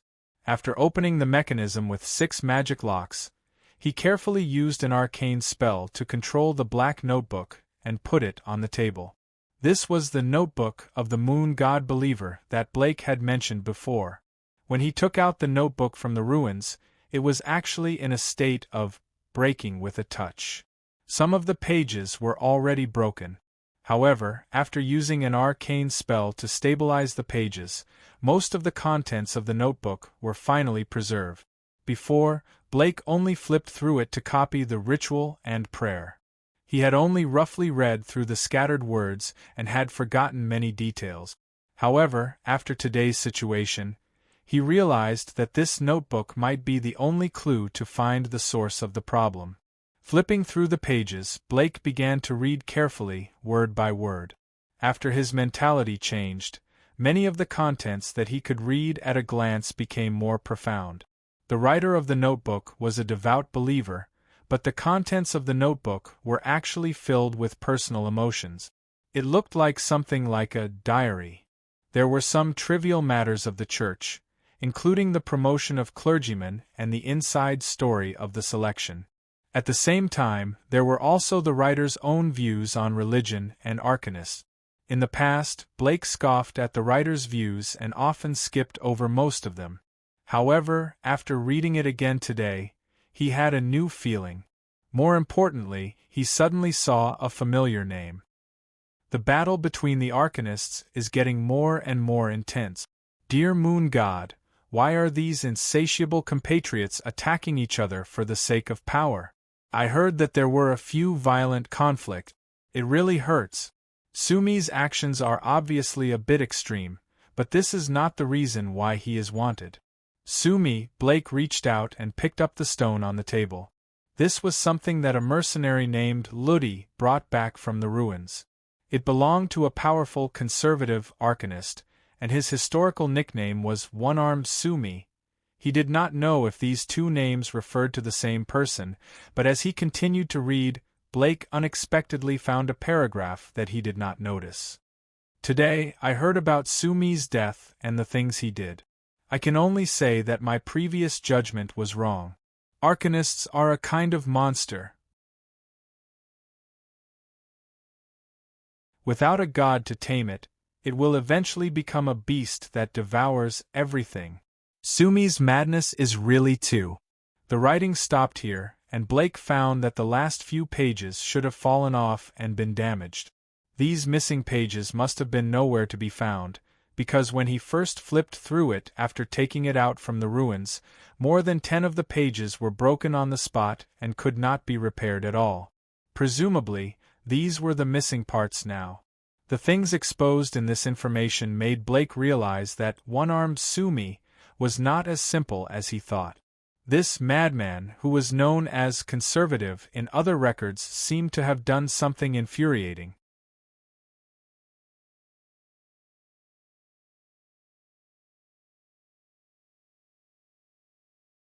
Chapter 959. The magnificent sight of moonlight casting down a curtain of light was a strange story for the entire continent. Humans, dragons, and wood elves all witnessed the strange phenomenon in the sky that night. However, most of them did not understand what it meant. After being summoned to look at the moon, Broody simply shook his head. The weather is really weird. The study of the sky in this era was not deep enough. People did not know what was above the sky at all. The few mages who could fly only left simple descriptions such as difficulty in breathing and cold. The wood elves obviously did not know how far away the moon was from the ground. As for where the curtain of light came from and what it meant, they did not bother to find out. Broody was rather worried that Natha had been moved to Hollier due to her heavy injuries. He vaguely knew that Natha must have made a mistake while carrying out a mission in the forest, but he did not ask about the reason behind it. Broody knew very well that it was all thanks to Roddy that his village was in its current situation. The only thing he had to do was to protect Aisha village. Roddy did not send any messages in the past few days, so Broody did not know how Natha was doing. Hugo came to ask him a few times, but he only said that she would be fine. However, Natha was in a terrible condition when she was taken away by the long-horned elf. Having experienced countless winters, the village chief knew that being disabled was the best outcome. However, no matter how worried he was, life in Aisha village had to go on. After waking up, Broody looked at the sunlight outside the window and got up to wash up. Then, he planned to buy supplies from other villages. Aisha village was currently the largest village in the Forest of Silent Words that the Wood Elves opened to the public. Apart from that, there were 2 other villages that had trading points. At the same time, although human caravans did not go to the 5 Wood Elf villages in the depths of the forest, Broody would regularly bring things to them to trade for supplies. Usually, he would trade meat jerky, wheat flour, and other food for hides, bones, and self-brewed wine. This way, the death rate of the Wood Elves in winter would be much lower. Since it concerned the life and death of his people, Broody was kind and always did it seriously. However, he had just finished breakfast when he saw a wood elf knocking on his door anxiously. "Goddle, how many times have I told you? 3 knocks will do." Broody knew that Goddle was an impatient person, so he did not think that the other party had any real urgent matters. But when he opened the door, the wood elf's forehead was full of sweat, and he quickly said, "Village chief." Bando and Buzir have been beaten back. Fight back? What do you mean? These words made Brody scratch his head in confusion. Bando and Buzir were the current escort captains of the village. They were only responsible for escorting the goods to the wood elf villages to exchange for the goods. If they had to fight, it would be against the magical beast. They just came back. A few of them are injured. Bando's arm seems to be broken. He said it was village chief Atwood who hit him. As soon as Goddel finished speaking, Brody's face darkened. He didn't ask any more questions and directly pushed the door open and walked out. At this moment, a group of people had already gathered at the entrance of the village. From afar, Brody could see the escorts in leather armor sitting on the ground in a sorry state. They must have run all the way back. Not only were there mud and blood stains on their bodies, but they were also dirty and messy. Captain Bando's arm was wrapped in simple bandages, and his face was contorted in pain. What happened? Bando, why did Atwood hit you? Brody asked directly after dispersing the crowd. Chief, he said that we are fallen and corrupted wood elves who have long forgotten our roots. What the hell? Brody immediately cursed. Since when did the wood elves start talking about bloodlines? They're not high elves, and they don't know any arcane spells. Suddenly coming up with this, did they get hit in the head by a deer? Seeing Bando's wound, he quickly cast a natural spell to treat it. At the same time, he had people bring a few bottles of healing potions. This was actually part of this show. Bando and the others' injuries weren't too serious.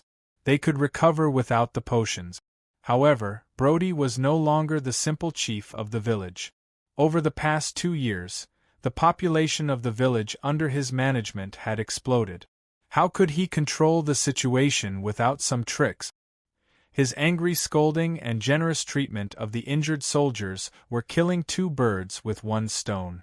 Not only did he win the hearts of the human merchants, but he also showed the wealth of the wood elf village to the human merchants.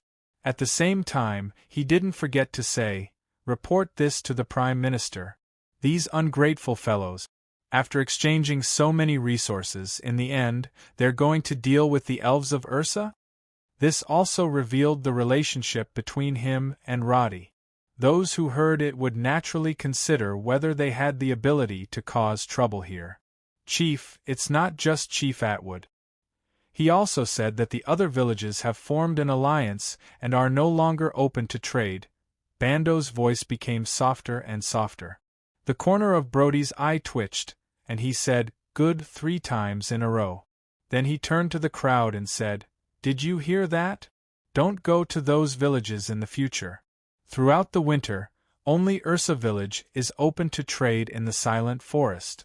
Please inform each other of the caravans you're familiar with, so that you don't have to make a wasted trip." With that, he waved his hand and had the Ifta infantrymen who had heard the news disperse the crowd and move the injured wood elves away. After returning to his house, Brody's expression became even more gloomy. The tone of these few villages was too similar to that of Chief Body. The wood elves had been in the Silent Forest for so many years, but they had never heard of anyone advocating the bloodline theory. After all, they didn't even have enough to eat, and it was already a fortunate thing that no one died in the winter. Now that a strange species had suddenly appeared, it was naturally suspicious. Brody suspected that Chief Body was secretly colluding with the people of the other villages to fight against him. But the question now was, how much did he pay for these village chiefs to give up their good lives and follow the poor Body? It was close to December, and the weather was already at its coldest. However, the streets of Hollier were not as sparsely populated as in previous years. The trade district in the city was still bustling with people during the day.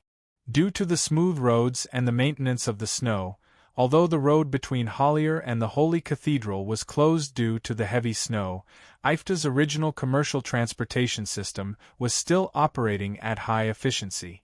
This allowed the people in the city to have far more resources than in previous years. Everyone found that the prices of goods did not drop during the winter, and there were many more types of goods that could be bought than before. Because of recruitment everywhere, many people who could only find odd jobs other than farming in the past now had stable jobs. Once their wages were paid, many people who often starved found themselves unknowingly able to buy food for the winter. The wealthier ones could even buy a warm fur coat. The value of gold coins did not change much, but the average wealth of the people had increased imperceptibly.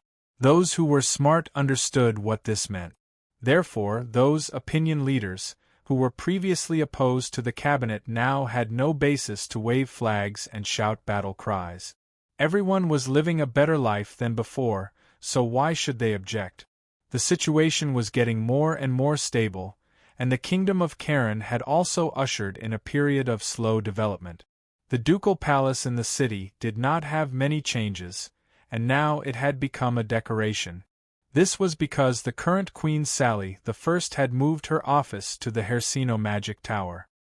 Here, not only did she not have to worry about personal safety, but she could also keep in touch with the cabinet thousands of miles away through the long-distance communication circle. Compared to Charles II, Sally I was far less particular about her personal life. Her life today was even simpler than when she was Duke. Now, not only did she live in the Hersino Magic Tower, but there were also hundreds of dragons recuperating in it. This made the status of Sally I skyrocket among the people. After all, in history, there had never been a king who stayed in office with so many dragons. The new barbarians from the glacial plains looked at the city and the tower, all of them looking confused. And the mercenaries who were preparing to go to the silent forest talked about the treasures in the ruins in the bar, fantasizing about making a fortune.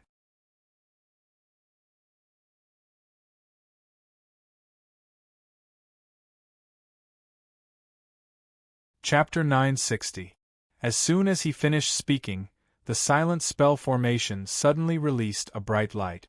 The dim sphere swelled up, and the white light grew brighter and brighter. Its momentum immediately shocked everyone present.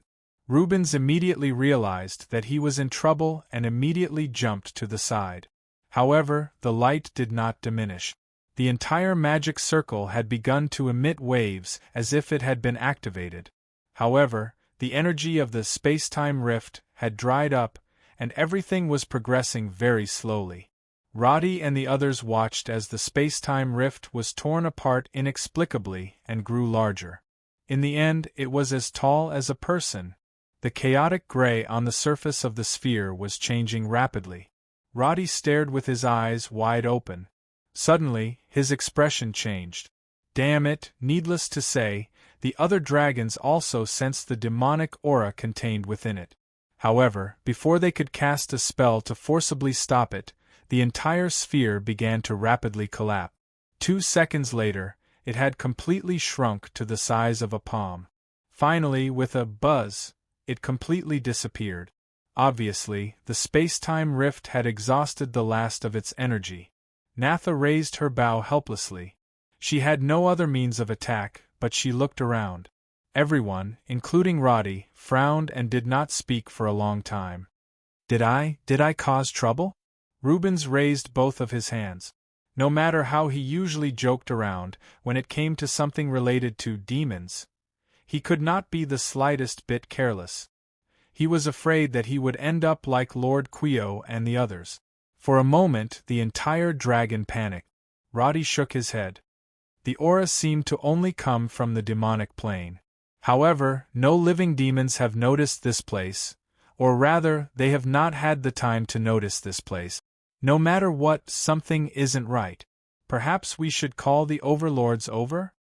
Iskar stared cautiously at the center of the magic circle. However, just as he finished speaking, footsteps were heard outside the room. Then, a group of mercenaries came directly to the door.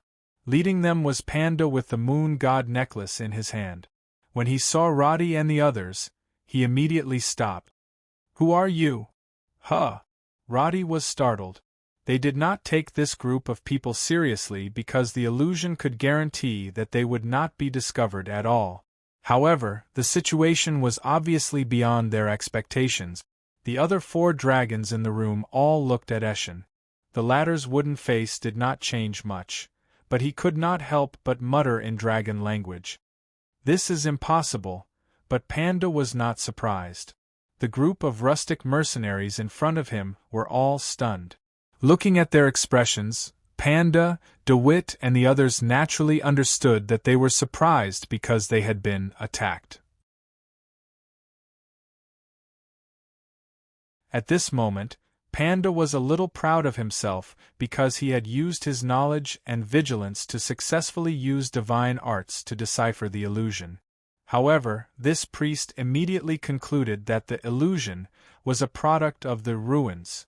He did not even think that the group of rustic mercenaries in front of him could use it. Styrian had taken care of him, but as an arcanist, Panda also made a wrong judgment. He did not know where the limit of the effect of the divine arts was. He did not know how high the level of the illusion was. At this time, Panda did not forget to specially chant a prayer, asking the moon god to cast an area of effect divine arts on all the teammates around him. As he quickly finished chanting the prayer, all the following mercenaries also saw Roddy and the others in front of them clearly. Both sides immediately fell into a confrontation inside and outside the room.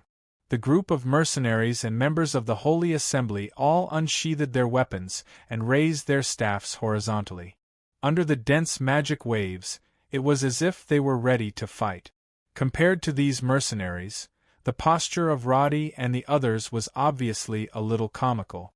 Among the 7 of them, other than Natha who held up her bow, the others all had their hands hanging down. Even Rubens had his back to them. "Put down your weapons." Captain DeWitt was the first to speak, sword and shield in hand. He felt that he had more people and better equipment, so he had a psychological advantage. Roddy was facing the group from the side. He originally wanted to solve the problem by force, but when he heard the prayer that Panda was chanting in the High Elves' language, he was obviously stunned. He then looked to the side. Rubens and Stika did not realize the problem, but Iskar, Eshin and Kardashian all looked at him inquiringly. High Elves' language was not something that just anyone could understand. In this continent, other than the dragons, there were basically only a handful of people who could understand High Elves' language. Among humans, only the members of the Holy Assembly were proficient in this language. Roddy really wanted to know what the relationship between the Moon God clan and the Holy Assembly was, but the dragons wanted to understand one more question. Why did Eshin's magic fail in the face of a low-level divine spell? Although the classification of professions could not accurately measure an individual's strength, it was a well-known fact that low-level divine spells could not break high-level magic. Furthermore, Eshin was not using regular magic, but a high-level draconic spell. Even if it could be broken, it would require a papal priest to do it. How could it be possible for someone like Eshin to do it? I'll say it again, put down your weapons. Otherwise, we won't be polite. The mercenary Captain Devitt had no idea what they were thinking about. He just felt that it was a little strange for these guys to be standing there like idiots, so he directly shouted. His voice was very loud, and such a shout in the enclosed space made everyone's ears ring. How could the Black Dragon Herlo Rubens, who was already in a bad mood, stand this kind of provocation? He immediately turned his head with a gloomy expression. "You!" Before he could finish speaking, Roddy rushed over and blocked his way. "Don't be anxious, don't be anxious. Let's talk this out." As Roddy spoke, he turned his back on Panda and the others, and quickly gave Rubens and the few dragons behind them a look. Although the room was dim, everyone understood that Roddy did not intend to let them expose their identities now. The dragons were not stupid. They immediately understood that in this disguise, they might be able to obtain more information than if they used violence. It was not that the dragons did not know how to extort documents by torture, but when faced with a fellow who could use divine arts to break high-level illusions, who knew what other tricks he had up his sleeve. The dragons were not afraid of Panda, but in their hearts they knew that a god was not a joke. Although divine punishment was rare, it had happened before in the history of the dragons. Therefore, Rubens, who was about to explode, quickly calmed down after being stopped by Roddy. He resisted the desire to unleash his dragon power and looked down at the ground. Roddy was also sweating in his heart. Among this group of people, only Kardashian would really stand on the same line as him forever. Although the other dragons were usually on good terms, it was still a question whether they would be willing to listen to a human like him in an emergency. Fortunately, his previous efforts did not go to waste. Judging from the current situation, the people in front of him were still giving him face. Roddy patted Rubens on the shoulder. When he turned his face to the side, he reached out and pulled his leather hat lower. At the same time, he advised in a persuasive tone, "Listen to the leader, listen to the leader. Have you forgotten what happened the last time you were impulsive?" His tone changed drastically at this moment. He was no longer speaking in perfect Bringan, but with a unique Southern Kalan accent. At the same time, he dragged the last syllable, making it sound like he was glib. People who mingled in mercenary groups usually spoke in this manner. Roddy had dealt with many mercenaries in the past, so it was natural for him to disguise himself as a mercenary. In the process of comforting Rubens, Roddy secretly glanced at Kardashian. The latter happened to be standing in the middle when facing the magic circle, which made her look like the leader. She immediately frowned and waved at Roddy. "Take him aside." "Yes, Leader Julia." Roddy's acting skills were in place quickly. He gave Kardashian a fake name and quickly pulled Rubens to the side of the group. "You're tuning in to the Phoenix Knights YouTube channel. Don't forget to subscribe and join us on this journey to catch the most captivating stories.